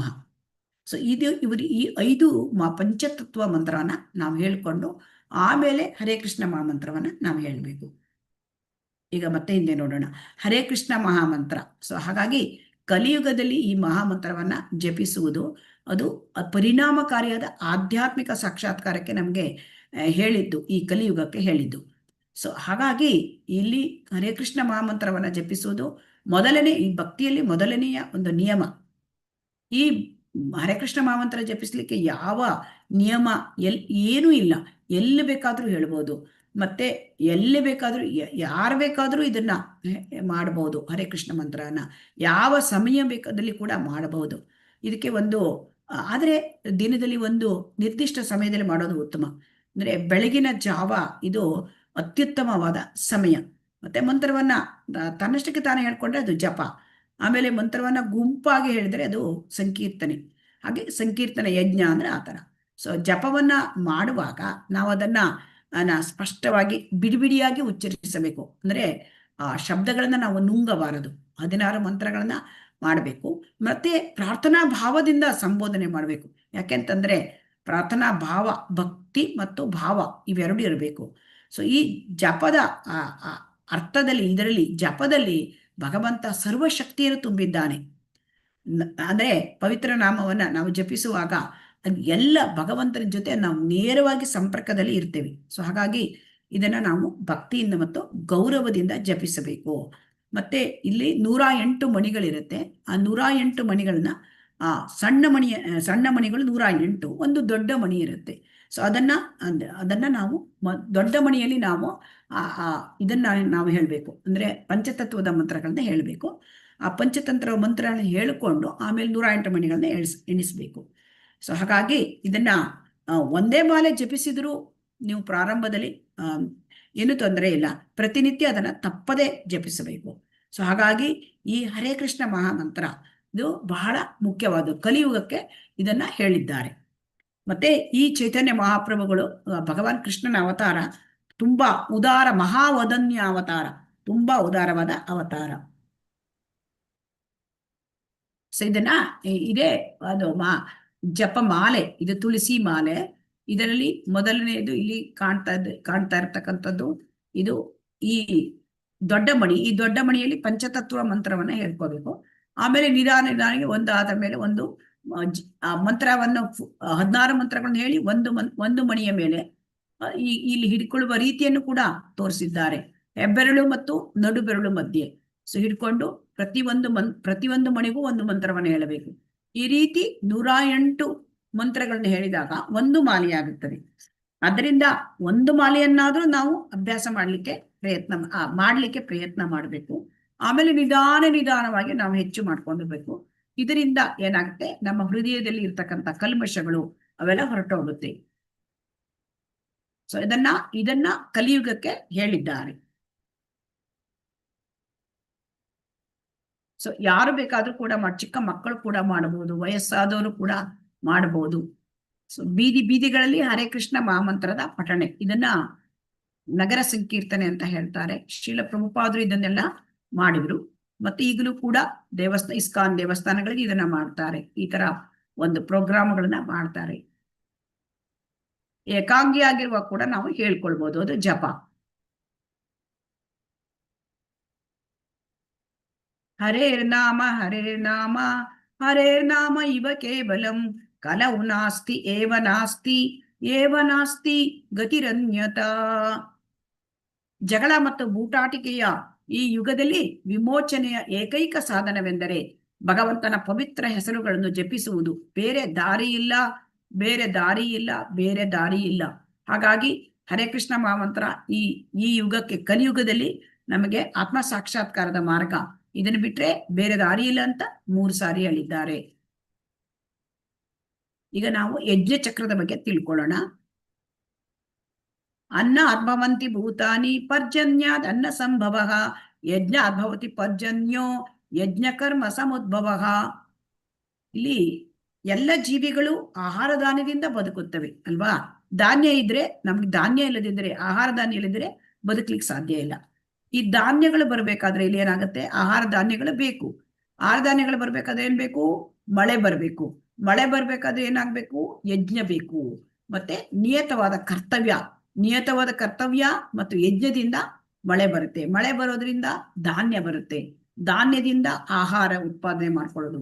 ಆಹಾರವನ್ನ ನಾವು ಇದನ್ನ ತಯಾರು ಮಾಡ್ತೇವೆ. ಈ ಆಹಾರವನ್ನ ಭಗವಂತನಿಗೆ ಅರ್ಪಣೆ ಮಾಡಬೇಕು. ಆಗ ಆಹಾರವನ್ನ ಭಗವಂತನಿಗೆ ಅರ್ಪಣೆ ಮಾಡದೆ ಹೋದ್ರೆ ಈ ಯಜ್ಞ ಚಕ್ರ ಪೂರ್ತಿ ಆಗೋದಿಲ್ಲ. ಸೊ ಆದ್ರಿಂದ ಯಜ್ಞದಿಂದ ಭಗವಂತ ಸುಪ್ರೀತನಾಗ್ತಾನೆ. ಆಗ ನಮ್ಗೆ ಏನಾಗುತ್ತೆ, ಭಗವಂತ ಸುಪ್ರೀತನಾದಾಗ ನಮಗೆ ಎಲ್ಲ ಈ ಮಳೆ ಬೆಳೆ ಎಲ್ಲ ಸರಿಯಾಗಿ ಸಿಕ್ಕತ್ತೆ.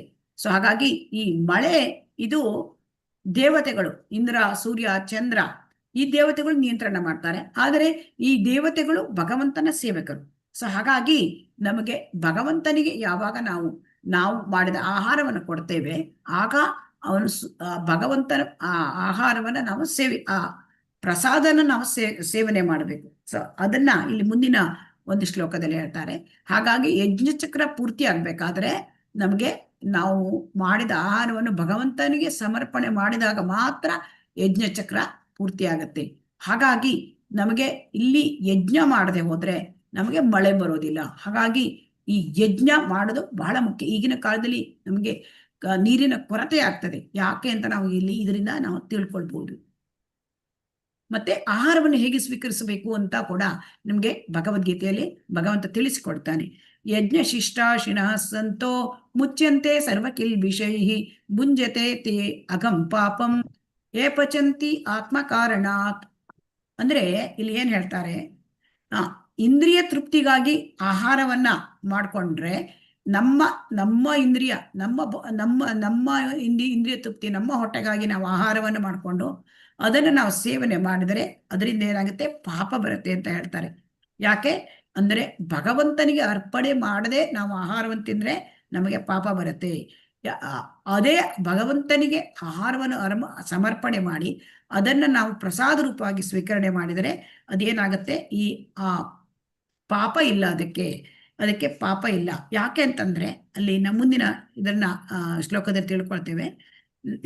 ಅದಕ್ಕಾಗಿ ಏನ್ ಹೇಳ್ತಾರೆ ಇಲ್ಲಿ, ನಾವು ಯಾವಾಗಲೂ ಕೂಡ ಭಗವಂತನಿಗಾಗಿ ಭೋಗವನ್ನು ತಯಾರಿಸಿ ಭಗವಂತನಿಗೆ ಅರ್ಪಣೆ ಮಾಡಿ ಮತ್ತೆ ಅದನ್ನು ನಾವು ಪ್ರಸಾದ ರೂಪವಾಗಿ ಸ್ವೀಕರಿಸಬೇಕು.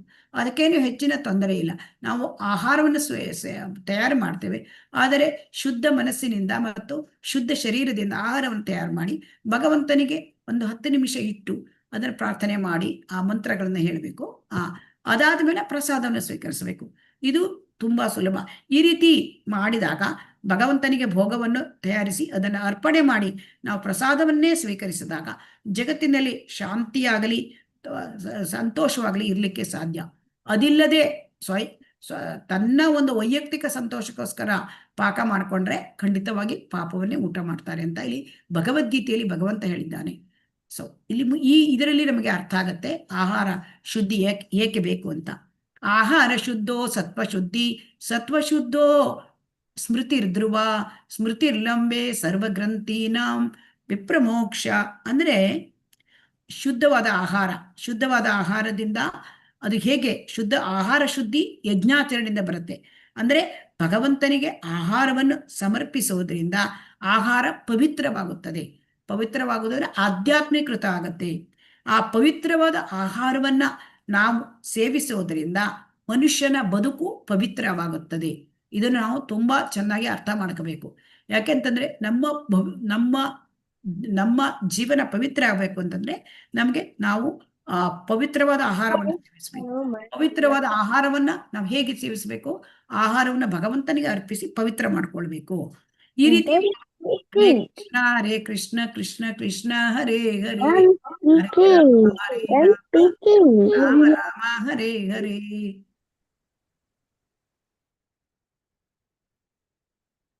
ಹರೇ ಕೃಷ್ಣ ಮಾತಾಜಿ, ಪ್ರವೀಣಾ ಮಾತಾಜಿ.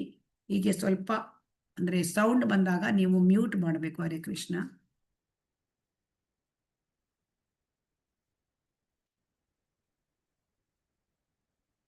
ಈ ರೀತಿ ಭಗವಂತನ ನಿರಂತರ ಸ್ಮರಣೆ ಮಾಡಲಿಕ್ಕೆ ನಮ್ಮ ಸ್ಮೃತಿ ಅಂದ್ರೆ ನಮ್ಮ ಈ ಮಿದುಳಿನ ಎಲ್ಲ ಜೀವಕೋಶಗಳು ಕೂಡ ಪವಿತ್ರವಾಗ್ತವೆ ಅವು ಅದರಿಂದ. ಆಗ ನಮಗೆ ಭಗವಂತನ ಆ ನಿರಂತರ ಸ್ಮರಣೆ ಮಾಡಲಿಕ್ಕೆ ನಮಗೆ ಮನಸ್ಸು ಬರುತ್ತೆ. ನಮಗೆ ಆ ಸ್ಮರಣೆ ಮಾಡೋದ್ರಿಂದ ಎಲ್ಲ ಬಂಧನಗಳಿಂದ ಮುಕ್ತನಾಗ್ತಾನೆ ಮತ್ತೆ ಒಬ್ಬನು ವಿಮೋಚನೆ ಹೊಂದುತ್ತಾನೆ. ಇದು ಬಹಳ ಮುಖ್ಯ. ಸೊ ಹಾಗಾಗಿ ನಾವು ಕರ್ಮ ಬಂಧನದಿಂದ ಪಾರಾಗೋದು ಹೇಗೆ, ಪ್ರಸಾದ ಸೇವನೆ ಮತ್ತು ಹರೇ ಕೃಷ್ಣ ಮಹಾಮಂತ್ರದ ಜಪ ಮತ್ತೆ ಸಂಕೀರ್ತನ ಯಜ್ಞ. ಇದನ್ನ ಇಲ್ಲಿ ಭಗವದ್ಗೀತೆಯಲ್ಲಿ ಹೇಳಿದ್ದಾರೆ ಭಗವಂತ. ಕರ್ಮ ಬ್ರಹ್ಮೋದ್ಭವಂ ವಿದ್ಧಿ ಬ್ರಹ್ಮಾಕ್ಷರ ಸಮುದ್ಭವಂ ತಸ್ಮಾತ್ ಸರ್ವಗತಂ ಬ್ರಹ್ಮ ನಿತ್ಯಂ ಯಜ್ಞೆ ಪ್ರತಿಷ್ಠಿತಂ. ಅಂದ್ರೆ ವೇದಗಳು ನಮಗೇನ್ ಹೇಳ್ತದೆ ಅಂತಂದ್ರೆ ಕರ್ಮವನ್ನು ಮಾಡುವುದ ಬಗ್ಗೆ ಹೇಳ್ತವೆ. ಯಾವ ಕರ್ಮವನ್ನು ಮಾಡಬೇಕು ಅದನ್ನು ತಿಳಿಸುತ್ತೆ. ಸೊ ಹಾಗಾಗಿ ವೇದಗಳು ಅಂತಂದ್ರೆ ಕರ್ಮವನ್ನ ನಾವು ಹೇಗೆ ಮಾಡಬೇಕು ಅದನ್ನ ದಿಗ್ದರ್ಶನ ಮಾಡಿಸ್ತದೆ. ಸೊ ಹಾಗಾಗಿ ವೇದಗಳ ನಿಯಮ ಅಂತ ನಾವು ಮಾಡಿದ್ರೆ ಕರ್ಮ ಅದು ಅದು ನಿಜವಾದ ಕರ್ಮ ಆಗತ್ತೆ. ವೇದಗಳ ವಿರುದ್ಧ ಮಾಡಿದರೆ ನಾವು ಮೊದಲೇ ನೋಡಿದ್ದೇವೆ ವಿಕರ್ಮ ಅಂದ್ರೆ ಏನು, ಅದನ್ನೇ ಇಲ್ಲಿ ಈ ಶ್ಲೋಕದಲ್ಲಿ ಭಗವಂತ ನಮಗೆ ತಿಳಿಸ್ಕೊಟ್ಟಿದ್ದಾರೆ. ಏವಂ ಪ್ರವರ್ತಿತಂ ಚಕ್ರಂ ನಾನು ವರ್ತಯತೀಹ ಯಃ ಅಘಾಯುರಿಂದ್ರಿಯ ರಾಮೋ ಮೋಘಂ ಪಾರ್ಥ ಸ ಜೀವತಿ. ಹಾಗಾಗಿ ಇಲ್ಲಿ ವೇದಗಳು ಯಜ್ಞಚಕ್ರವನ್ನು ಫಾಲೋ ಮಾಡಬೇಕು ಅಂತ ಕೂಡ ಹೇಳ್ತಾರೆ. ಆ ಯಜ್ಞಚಕ್ರ ನಾವು ನೋಡಿದ್ದೀವಿ. ಯಜ್ಞಚಕ್ರನ ಯಾರು ಇದು ಯಜ್ಞಚಕ್ರವನ್ನ ಫಾಲೋ ಮಾಡೋದಿಲ್ಲ ಅಂದ್ರೆ, ಯಜ್ಞಚಕ್ರದಲ್ಲಿ ಏನ್ ಹೇಳಿದ್ದಾರೆ, ನಿಯತ ಕರ್ತವ್ಯವನ್ನು ಮಾಡು ನೀನು, ಮತ್ತು ನೀನು ಯಜ್ಞ ಮಾಡು. ಕಲಿಯುಗಕ್ಕೆ ಯಜ್ಞ ಅಂದ್ರೆ ಸಂಕೀರ್ತನ ಯಜ್ಞ. ಇವೆರಡು ಮಾಡಿದಾಗ ಮಳೆ ಬರುತ್ತೆ, ಬೆಳೆ ಬರುತ್ತೆ, ಆಹಾರ ಬರುತ್ತೆ. ಆಹಾರವನ್ನ ಮಾಡಿ ಭಗವಂತನಿಗೆ ಸಮರ್ಪಿಸಬೇಕು. ಇದನ್ನ ನಾವು ಮಾಡದೆ ಹೋದ್ರೆ ನಮಗೆ ಇಲ್ಲಿ 3 ಮುಖ್ಯ ನಮಗೆ ಸಿಕ್ಕತ್ತೆ. ಅಂದ್ರೆ ನಾವು ನಿಯತ ಕರ್ತವ್ಯ ಮಾಡಬೇಕು ಗುಣಕ್ಕೆ ಅನುಗುಣವಾಗಿ, ಆಮೇಲೆ ಯಜ್ಞ ಸಂಕೀರ್ತನ ಯಜ್ಞ ಮಾಡಬೇಕು, ಆಹಾರವನ್ನ ಭಗವಂತನಿಗೆ ಸಮರ್ಪಣೆ ಮಾಡಬೇಕು. ಇದನ್ನ ನಾವು ಮಾಡದೆ ಹೋದ್ರೆ, ಯಜ್ಞ ಚಕ್ರ ಮಾಡದೆ ಹೋದ್ರೆ ವೇದಗಳನ್ನ ಏನ್ ಹೇಳಿದ್ದಾರೆ ಅಂದ್ರೆ ಅದರಿಂದ ಅವಾಗ ಪಾಪ ತುಂಬಿದ ಬದುಕು. ಸೊ ಹಾಗಾಗಿ ನಮಗೆ ಪಾಪ ತುಂಬಿದ ಬದುಕಾಗಬಾರ್ದು, ನಮ್ಮ ಬದುಕು ಪವಿತ್ರವಾಗಬೇಕು ಅಂದ್ರೆ ನಾವು ಇದನ್ನ ಅನುಸರಿಸಬೇಕು ಅಂತ ಭಗವಂತ ಈ ಭಗವದ್ಗೀತೆಯಲ್ಲಿ ಹೇಳಿದ್ದಾನೆ. ಕರ್ಮಣೈವ ಹಿ ಸಂಸಿದ್ಧಿಂ ಆಸ್ಥಿತಾ ಜನಕಾದಯಃ ಲೋಕಸಂಗ್ರಹಮೇವಾಪಿ ಸಂಪಶ್ಯನ್ ಕರ್ತುಮರ್ಹಸಿ. ಜನಕರಂತಹ ರಾಜರು ನಿಯಮಿತ ಕರ್ಮಗಳನ್ನು ಮಾಡುವುದರಿಂದಲೇ ಪರಿಪೂರ್ಣತೆಯನ್ನು ಪಡೆದರು. ಆದುದರಿಂದ ಜನಸಾಮಾನ್ಯರಿಗೆ ಶಿಕ್ಷಣ ನೀಡುವುದಕ್ಕಾಗಿ ನೀನು ನಿನ್ನ ಕೆಲಸವನ್ನು ಮಾಡಬೇಕು. ನಾವು ಯಾವ ರೀತಿ ಕೆಲಸ ಮಾಡಬೇಕು ಅಂದ್ರೆ, ನಾವು ಮಾಡಿದ್ದನ್ನ ಬೇರೆಯವರು ನೋಡಿದರೆ ಅವರನ್ನು ಅನುಸರಿಸಬೇಕು, ಅವರಿಗೆ ಮಾರ್ಗದರ್ಶನಕ ತರ ನಾವು ಮಾಡಬೇಕು. ಇಲ್ಲಿ ಯಾರು ಆ ಥರ ಮಾಡಲಿಕ್ಕೆ ಸಾಧ್ಯ ಅಂದ್ರೆ, ಇಲ್ಲಿ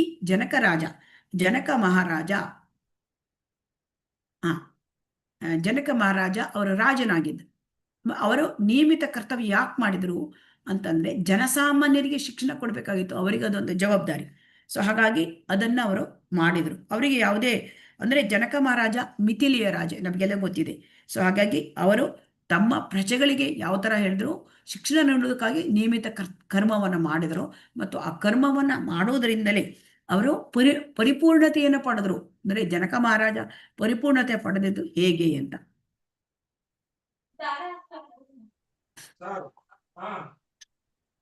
ಹರೇ ಕೃಷ್ಣ ಕೃಷ್ಣ ಕೃಷ್ಣ ಹರೇ ಹರೇ, ಹರೇ ರಾಮ ರಾಮ ರಾಮ ಹರೇ ಹರೇ. ಇನ್ನೊಂದು 10 ಮಿನಿಟ್ಸ್ ಆಗತ್ತೆ. ಹರೇ ಕೃಷ್ಣ. ದಯವಿಟ್ಟು ಎಲ್ಲರೂ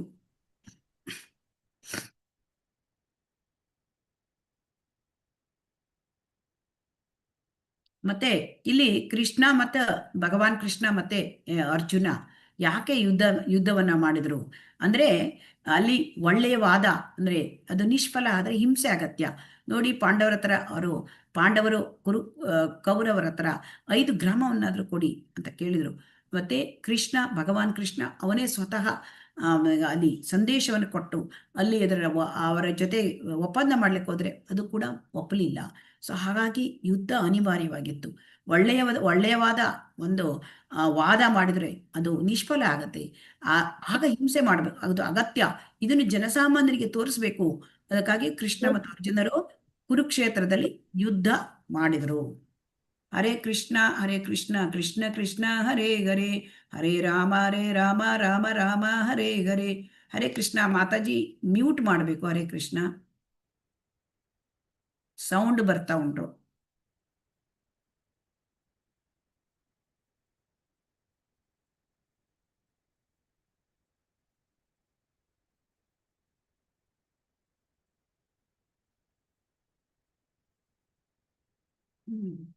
ಅದರಿಂದ ಇಲ್ಲಿ ಯಾವ ತರ ನಾವು ಕರ್ಮ ಮಾಡಬೇಕು ಅಂತ ಹೇಳ್ತದೆ. ತಸ್ಮಾದಸಕ್ತ ಸತತಂ ಕಾರ್ಯಂ ಕರ್ಮ ಸಮಾಚರ, ಆಸಕ್ತೋ ಹಿ ಆಚರನ್ ಕರ್ಮ ಪರಮಾಪ್ನೋತಿ ಪುರುಷಃ.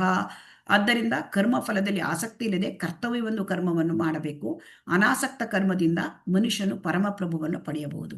ಆದ್ದರಿಂದ ಇಲ್ಲಿ ಏನ್ ಹೇಳ್ತಾ ಇದ್ದಾರೆ ಅಂದ್ರೆ, ಅರ್ಜುನನಿಗೆ ಹೇಳ್ತಾ ಇದ್ದಾರೆ, ನೀನು ಯುದ್ಧದ ಫಲದಲ್ಲಿ ಪರಿಣಾಮ ಏನಾಗ್ತಾ ಇದೆ ಆಸಕ್ತಿ ತೋರಿಸ್ಬೇಡ, ನಿನ್ನ ಕರ್ತವ್ಯ ಅಂತ ನೀನು ಯುದ್ಧ ಮಾಡು.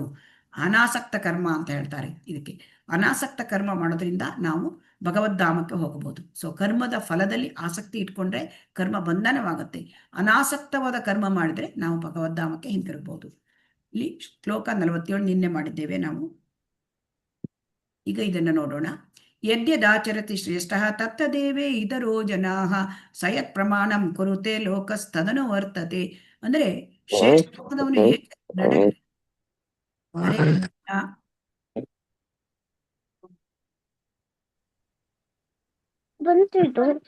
ಹರೇ ಕೃಷ್ಣ.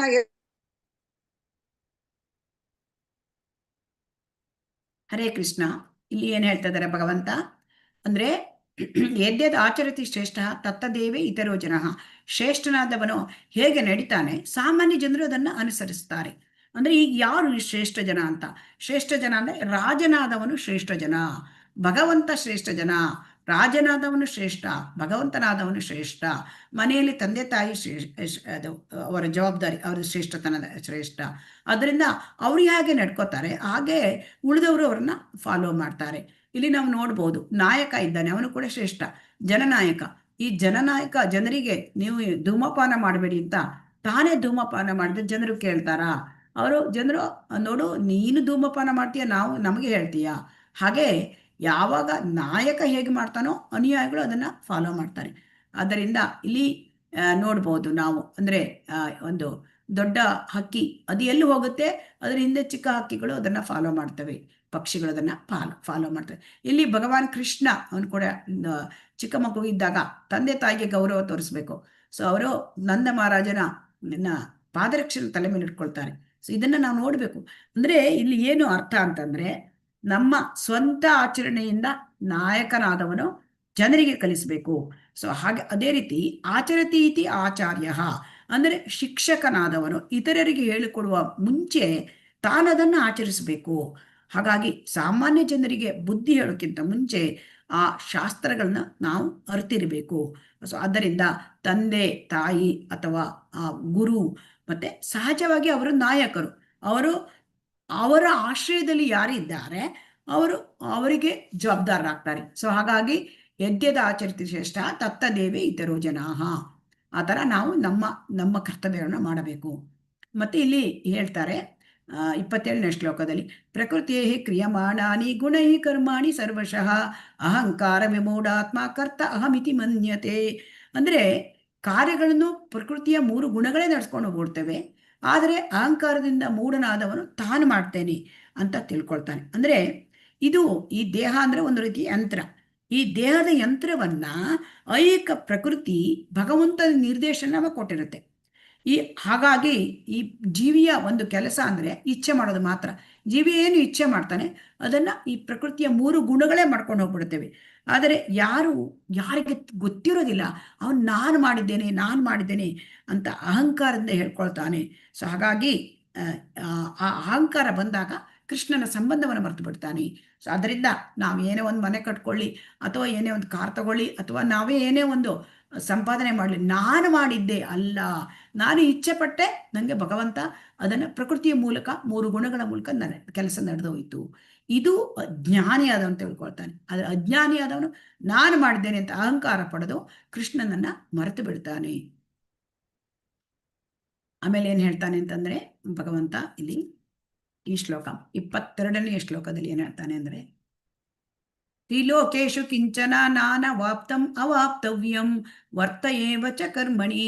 ಅಂದ್ರೆ 3 ಲೋಕಗಳಲ್ಲಿಯೂ ಕೃಷ್ಣನಿಗೆ ಯಾವ ಕೆಲಸ ಇಲ್ಲ, ಆಮೇಲೆ ಭಗವಂತನಿಗೆ ಯಾವ ಕೆಲಸ ಇಲ್ಲ. ಭಗವಂತ ಹಿಂಗೆ ಬಯಸಬೇಕಾಗಿದ್ದು ಯಾವ ವಸ್ತು ಇಲ್ಲ. ಯಾಕೆಂದ್ರೆ ಭಗವಂತ ಅವನು ಪೂರ್ಣ ಸಮೃದ್ಧಿಯಲ್ಲಿ ಇರ್ತಾನೆ, ಕೃಷ್ಣ ಅವನು ಪೂರ್ಣ ಸತ್ಯದಲ್ಲಿ ಇರ್ತಾನೆ.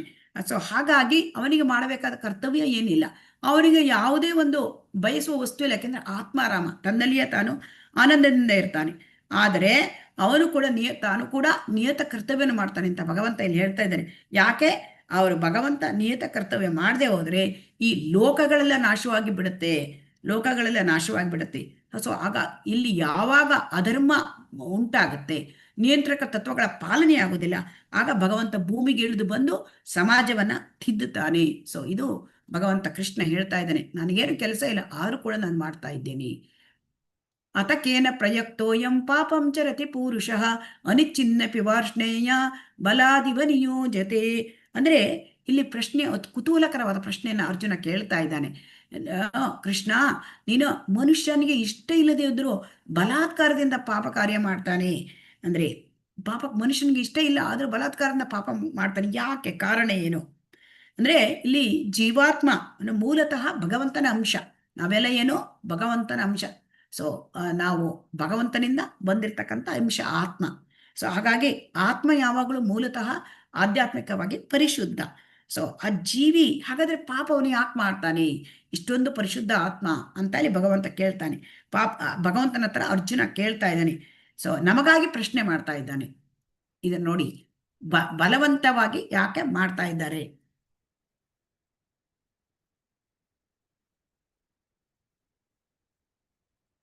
ಯಾಕೆಂತಂದ್ರೆ ಇದು ಮುಂದಿನ ಒಂದು ಶ್ಲೋಕದಲ್ಲಿ ನಾವು ನೋಡ್ತೇವೆ.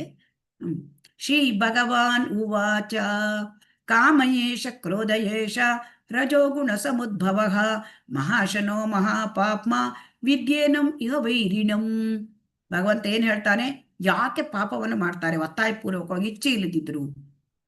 ಇದು ಅರ್ಜುನ ರಜೋಗುಣದ ಸಂಪರ್ಕದಿಂದ ಹುಟ್ಟಿ ಅನಂತರ ಕ್ರೋಧವಾಗಿ ಮಾರ್ಪಡುವ ಕಾಮವೇ ಇದಕ್ಕೆ ಕಾರಣವಾಗುತ್ತದೆ. ಇದು ಜಗತ್ತನ್ನು ನುಂಗಿ ಹಾಕುವ, ಇದು ಎಲ್ಲವನ್ನೂ ನುಂಗಿ ಹಾಕುವ ಈ ಜಗತ್ತಿನ ಪಾಪಪೂರಿತ ಶತ್ರು.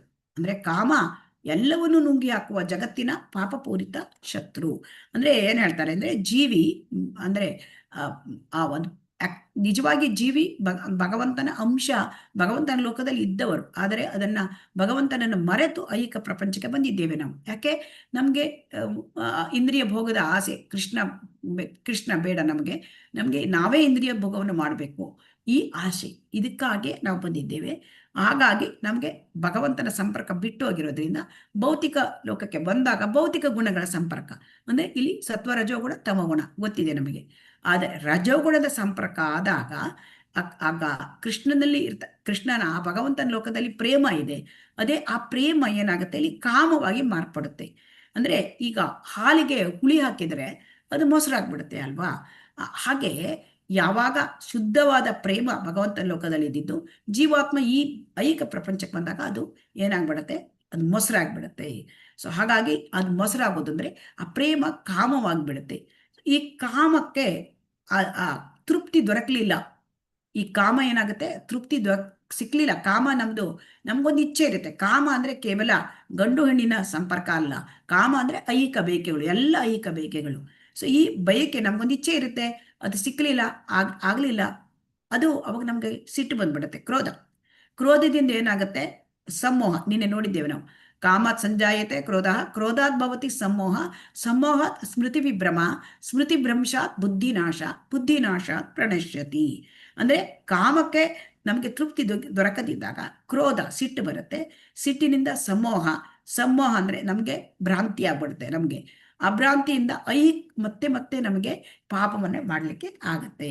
ಸೊ ಆದ್ದರಿಂದ ಕಾಮ ಅಂದ್ರೆ ಐಹಿಕ ಬಯಕೆ, ಅದು ಮನುಷ್ಯನ ಅತ್ಯಂತ ದೊಡ್ಡ ಶತ್ರು. ಸೊ ಆದ್ದರಿಂದ ನಾವು ಈ ಕಾಮ, ಈಗ ಭಗವಂತ ಏನ್ ಹೇಳ್ತಾರೆ ಅಂದ್ರೆ, ಈ ಕಾಮ ಎಲ್ಲಿದೆ ಅಂತ ಹೇಳ್ತಾರೆ. ಆ ಕಾಮ ಹೇಗೆ ಬರ್ತದೆ? ಈ ಕಾಮ ಶತ್ರು. ಈ ಶತ್ರು ಯಾವುದನ್ನು ಆಕ್ಯುಪೈ ಮಾಡಿದ್ದಾನೆ? ನಮ್ಮ ದೇಹದಲ್ಲಿ ಶತ್ರು ಇಂದ್ರಿಯಗಳನ್ನ ಆಕ್ಯುಪೈ ಮಾಡಿದ್ದಾನೆ. ಈ 5 ಇಂದ್ರಿಯಗಳು, ಕಣ್ಣು, ಆಮೇಲೆ ಮೂಗು, ಕಿವಿ, ಮತ್ತೆ ಚರ್ಮ, ಮತ್ತೆ ಕಣ್ಣು, ಕಿವಿ, ಮೂಗು, ಚರ್ಮ, ಮತ್ತೆ ಯಾವುದು, ನಾಲಿಗೆ, 5 ಇಂದ್ರಿಯಗಳು. ಈ ಇಂದ್ರಿಯಗಳು 5 ಇಂದ್ರಿಯಗಳು ಅಲ್ಲಿ ಆಕ್ಯುಪೈ ಮಾಡಿದ್ದಾರೆ ನಮ್ಮ ಶತ್ರು ಕಾಮ. ಮತ್ತೆ ಮನಸ್ಸನ್ನು ಆಕ್ಯುಪೈ ಮಾಡಿಬಿಟ್ಟಿದ್ದಾರೆ. ಇದು ಸ್ಟ್ರಾಟಜಿಕ್ ಲೊಕೇಶನ್ ಅಂತ ಹೇಳ್ತಾರೆ, ಅಂದ್ರೆ ಆಯಕಟ್ಟಿನ ಸ್ಥಳ. ಆಮೇಲೆ ಆವಾಗ ಬುದ್ಧಿನೂ ಆಕ್ಯುಪೈ ಮಾಡಿದ್ದಾರೆ. ಆದ್ದರಿಂದ ಏನಾಗುತ್ತೆ, ಆವಾಗ ಈ ರೀತಿಯಾದ ಒಂದು ನಮ್ಮ ಇದನ್ನ ಎಲ್ಲ ಆಯಕಟ್ಟಿನ ಸ್ಥಾನ ಆಕ್ಯುಪೈ ಮಾಡಿದಾಗ ಈ ಆತ್ಮಕ್ಕೆ ಏನಾಗ್ಬಿಡುತ್ತೆ? ಆತ್ಮ ನೋಡಿ ಹೆದರುತ್ತದೆ ಇಲ್ಲಿ. ಅಂದ್ರೆ ಆತ್ಮಕ್ಕೆ ಇದಿಲ್ಲ, ತಾಕತ್ತಿಲ್ಲ, ಬಲಹೀನವಾಗಿ ಬಿಡುತ್ತೆ. ಶತ್ರುಗಳು ಬಂದಿದ್ದಾರೆ. ಯಾರು ಶತ್ರು? ಈ ನಮ್ಮ ಮನಸ್ಸು ಮತ್ತು ಇಂದ್ರಿಯಗಳನ್ನ ಈ ಕಾಮಳ ಶತ್ರು ಅದು ಅದರ ಪಡ್ಕೊಂಡ್ಬಿಟ್ಟಿದೆ, ಅದರಲ್ಲೂ ಹೊಕ್ಕುಬಿಟ್ಟಿದೆ ಅಲ್ಲಿ ಆ ಶತ್ರು. ಸೊ ಆದ್ದರಿಂದ ಇದನ್ನ ನಾವು ಏನ್ ಮಾಡಬೇಕು? ಸೊ ಕಾಮಕ್ಕೆ ಇಂದ್ರಿಯಗಳು, ಮನಸ್ಸು, ಬುದ್ಧಿ ಇವು ಆವಾಸ ಸ್ಥಾನಗಳು. ಸೊ ಅವಾಗ ಅವುಗಳ ಮೂಲಕ ಕಾಮ ಜೀವಿಯನ್ನ ಆವರಿಸ್ತದೆ. ಆಗ ಅವನು ದಿಕ್ಕುಗೆಡ್ತಾನೆ. ಜೀವಿ ಅಂದ್ರೆ ಆತ್ಮ ದಿಕ್ಕುಗೆಡ್ತಾನೆ. ಇದನ್ನ ಇಲ್ಲಿ ತಿಳ್ಕೊಳ್ತಾನೆ ನಾವು. ಹಾಗಾಗಿ ಇದಕ್ಕೆ ಏನು ಯಾವ ರೀತಿ ಕಾಮ ನಮ್ಮನ್ನು ಆವರಿಸ್ತದೆ ಅಂತ ಇಲ್ಲಿ ಈ ಶ್ಲೋಕದಲ್ಲಿ ಹೇಳ್ತಾರೆ ಭಗವಂತ. ಧೂಮೇನ ವ್ರಿಯತೆ ವನ್ನಿರ್ಯತ ದರ್ಶೋ ಮಲೇನ ಚ ಯಥಾ ಊಲ್ವೇನಾವೃತೋ ಗರ್ಭ ತಥಾ ತೇನೇದಮಾವೃತಂ.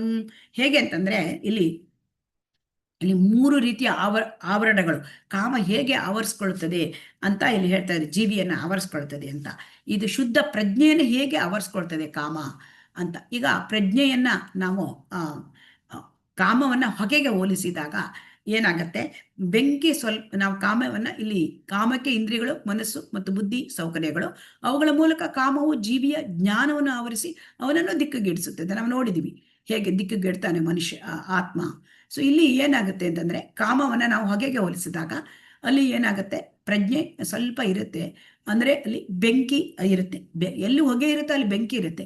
ಸೊ ಈ ಮನುಷ್ಯನ ಜನ್ಮಕ್ಕೆ, ಮನುಷ್ಯನ ಪ್ರಜ್ಞೆಯನ್ನು ಇದಕ್ಕೆ ಹೋಲಿಸಿದ್ದಾರೆ. ಅಂದ್ರೆ ಬೆಂಕಿ ಸ್ವಲ್ಪ ಇದ್ದಾಗ, ಹೊಗೆ ಇದ್ದಾಗ ಬೆಂಕಿ ಇರುತ್ತೆ. ಸೊ ಹಾಗಾಗಿ ಹೊಗೆಯಿಂದ ಆವೃತವಾಗಿ ಅಗ್ನಿ ಇದನ್ನು ಸ್ವಲ್ಪ ಹೊಗೆಯನ್ನು ಸ್ವಲ್ಪ ನಾವು ಊದಿದರೆ ಆ ಬೆಂಕಿ ಪ್ರಜ್ವಲಿಸುತ್ತೆ. ಸೊ ಹಾಗಾಗಿ ಮನುಷ್ಯನಿಗೆ ಕೃಷ್ಣ ಪ್ರಜ್ಞೆಗೆ ಬರಲಿಕ್ಕೆ, ಭಗವಂತನ ಪ್ರಜ್ಞೆಗೆ ಬರಲಿಕ್ಕೆ, ಭಗವಂತನ ಸ್ಮರಣೆ ಮಾಡಲಿಕ್ಕೆ ಸ್ವಲ್ಪ ಸುಲಭ. ಯಾಕೆಂದ್ರೆ ಮನುಷ್ಯನಿಗೆ ಉನ್ನತವಾದ ಪ್ರಜ್ಞೆ ಕೊಟ್ಟಿದ್ದಾರೆ. ಆಮೇಲೆ ಇಲ್ಲಿ ನೋಡಿ, ಪ್ರಾಣಿಗಳಿಗೆ ಹೇಗಾಗುತ್ತೆ ಅಂದ್ರೆ ಕನ್ನಡಿ ಮೇಲೆ ಧೂಳಿದ್ರೆ ಹೇಗಾಗುತ್ತೆ, ಕನ್ನಡಿ ಮೇಲೆ ಧೂಳಿದ್ರೆ ಕಾಣೋದಿಲ್ಲ. ಸೊ ಆ ಧೂಳು ತೆಗಿಬೇಕು ಅಂದ್ರೆ ಸ್ವಲ್ಪ ಉಜ್ಜಬೇಕು. ಇದು ಪ್ರಾಣಿಗಳ ಪ್ರಜ್ಞೆ. ಆ ಪ್ರಾಣಿಗಳಿಗೆ ಪ್ರಜ್ಞೆ ಈ ತರ ಕಾಮ ಆವರಿಸಿದೆ. ಆದರೆ ಮನುಷ್ಯ ಪ್ರಾಣಿಗಳ ತರ ಜೀವನ ಮಾಡ್ತಾ ಇರೋದ್ರಿಂದ ಮನುಷ್ಯನ ಪ್ರಜ್ಞೆ ಈ ರೀತಿ ಆಗ್ಬಿಟ್ಟಿದೆ. ಈ ರೀತಿ ಇರಬೇಕಾಗಿತ್ತು, ಈ ರೀತಿ ಆಗ್ಬಿಟ್ಟಿದೆ. ಯಾವ ರೀತಿ? ಕನ್ನಡಿ ಮೇಲಿನ ಧೂಳಿನ ತರ. ಅದಕ್ಕೆ ಈ ಧೂಳನ್ನು ತೆಗಿಲಿಕ್ಕೆ, ಉಜ್ಜಲಿಕ್ಕೆ ನಮಗೆ ಹರೇ ಕೃಷ್ಣ ಮಹಾಮಂತ್ರ. ಚೇತೋದರ್ಪಣ ಮಾರ್ಜನಂ ಭವ ಮಹಾದಾವಾಗ್ರಿ ನಿರ್ವಾಪಣಂ ಶ್ರೇಯ ಕೈರವ ಚಂದ್ರಿಕಾ ವಿತರಣಂ ವಿದ್ಯಾವಧೂ ಜೀವನಂ ಆನಂದಾಂಬುಧಿವರ್ಧನಂ ಪ್ರತಿಪದಂ ಪೂರ್ಣಾಮೃತ ಸ್ವಾದನಂ. ಅದರಿಂದ ಚೇತೋದರ್ಪಣ ಅಂತ ಹೇಳಿದ್ರು ಶ್ರೀ ಚೈತನ್ಯ ಮಹಾಪ್ರಭು. ಚೇತೋದರ್ಪಣ, ಈ ಕನ್ನಡಿ ಮೇಲೆ ಧೂಳನ್ನು ತೆಗಿಬೇಕು. ಈ ಕಾಮ ಹೇಳ್ತಕ್ಕಂಥದ್ದು ಧೂಳು. ಈ ಕನ್ನಡಿ ಮನಸ್ಸಿನ ಮೇಲೆ ಕಾಮ ಆವರಿಸಿದೆ. ಆ ಧೂಳನ್ನು ತೆಗೆಯುವುದು ಹೇಗೆ? ಹರೇ ಕೃಷ್ಣ ಮಹಾಮಂತ್ರದಿಂದ. ಸೊ ಕಾಮವನ್ನು ಹೊರಗೆ, ಮನಸ್ಸಿನಿಂದ ಹೊರಗೆ ಹಟ್ಟುವುದು ಹೇಗೆ? ಆ ಕಾಮ ಹೇಳೋದು ಶತ್ರು ನಮ್ಮದು, ಆ ಹರೇ ಕೃಷ್ಣ ಮಹಾಮಂತ್ರದಿಂದ. ಸೊ ಈಗ ಇನ್ನೊಂದು ರೀತಿಯ ಪ್ರಜ್ಞೆಗೆ ಆವರಣೆ ಇದು ಹೇಗಾಗಿದೆ ಅಂತಂದ್ರೆ, ಈ ಗರ್ಭಕೋಶದಲ್ಲಿ ಮಗು ಇದೆ. ಸೊ ಆ ಮಗು ಭ್ರೂಣ ಆವರಿಸ್ಕೊಂಡಿದೆ ಈ ಗರ್ಭಕೋಶ. ಸೊ ಇದು ನಿಸ್ಸಹಾಯಕ ಸ್ಥಿತಿ, ಮಗು ನಿಸ್ಸಹಾಯಕವಾಗಿದೆ. ಸೊ ಈ ಸ್ಥಿತಿಯನ್ನ ಇದು ಸೂಚಿಸುತ್ತದೆ. ಅಂದ್ರೆ ಇದು ಮರಗಳಲ್ಲಿ ಇರ್ತಕ್ಕಂಥ ಪ್ರಜ್ಞೆ. ಅಂದ್ರೆ ನಿಸ್ಸಹಾಯಕವಾದ ಸ್ಥಿತಿ ಹೇಗೆ ಮಗುವಿಗೆ ಇದೆಯೋ, ಭ್ರೂಣಕ್ಕಿದೆಯೋ, ಹಾಗೆ ಮರಗಳಿಗೆ ಪ್ರಜ್ಞೆ ಅಂತಂದ್ರೆ ಪ್ರಜ್ಞೆಯೇ ಇಲ್ಲವೇನೋ ಅನ್ನತಕ್ಕಂಥ ಸ್ಥಿತಿ. ಸೊ ಅದರಿಂದ ಇದು ತುಂಬಾ ಮರಗಳಲ್ಲಿ ಪ್ರಜ್ಞೆ ತುಂಬಾ ಕಡಿಮೆ ಇರುತ್ತೆ. ಸೊ ಇದನ್ನ ನಾವು ತಿಳ್ಕೊಂಡ್ವಿ. ಸೊ ಅದರಿಂದ ನಾವು ಹರೇ ಕೃಷ್ಣ ಮಹಾಮಂತ್ರ ಹೇಳಿ ಕನ್ನಡಿ ಮೇಲೆ ಧೂಳನ್ನು ಹೇಗೆ ತೆಗಿತೇವೆ ಹಾಗೆ ತೆಗಿಬೇಕು. ಯಾಕಂದ್ರೆ ಈಗ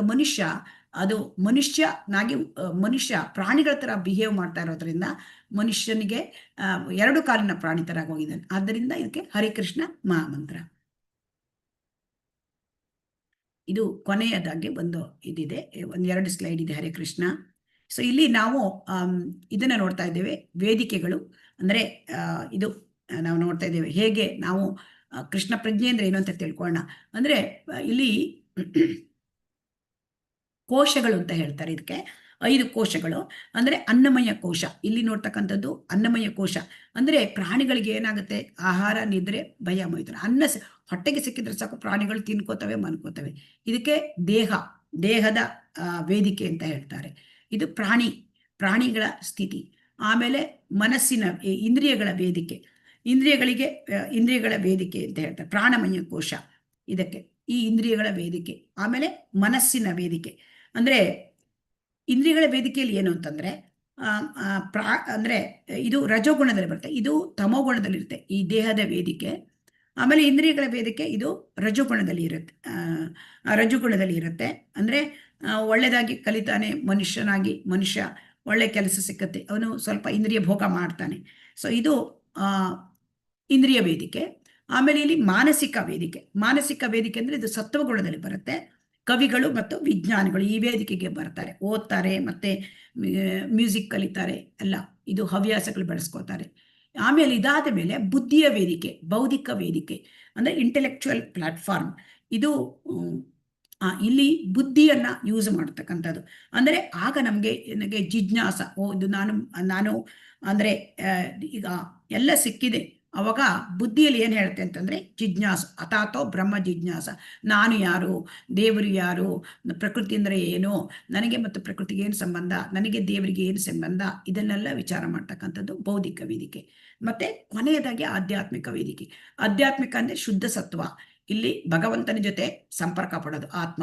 ಸೊ ಅವಾಗ ಆತ್ಮ ಆನಂದಮಯ ಅಭ್ಯಾಸ, ಯಾವಾಗ ಆತ್ಮ ಪರಮಾತ್ಮನ ಜೊತೆ ಸಂಬಂಧ ಪಡ್ಕೊಳ್ತದೆ. ಸೊ ಹಾಗಾಗಿ ಪ್ರಾಣಿ ಜೀವನದಿಂದ ಭಗವಂತನ ಆ ಒಂದು ಜೊತೆ ಸಂಬಂಧವನ್ನು ಬಳಸ್ತಕ್ಕಂಥ ಈ ಒಂದು ವೇದಿಕೆಗೆ ಬರಲಿಕ್ಕೆ ಮಾರ್ಪಾಟು ಮಾಡೋದೇ ಕೃಷ್ಣ ಪ್ರಜ್ಞೆ. ಅಂದರೆ ಇಲ್ಲಿಂದ ಮನುಷ್ಯ ಈಗ ಪ್ರಾಣಿ ಥರ ಇದ್ದಾನೆ. ಸೊ ಆ ಮನುಷ್ಯನನ್ನ ಈ ಎಲ್ಲ ವೇದಿಕೆಯನ್ನು ದಾಟಿ ಶುದ್ಧ ಸತ್ವಕ್ಕೆ ತಂದಾಗ ಅದು ಆಧ್ಯಾತ್ಮಿಕ ವೇದಿಕೆ ಆಗುತ್ತೆ, ಸ್ಪಿರಿಚುವಲ್ ಪ್ಲಾಟ್ಫಾರ್ಮ್ ಅಂತ ಹೇಳ್ತಾರೆ. ಕೊನೆಯದಾಗಿ ಒಂದು ಇದೆ ಶ್ಲೋಕ.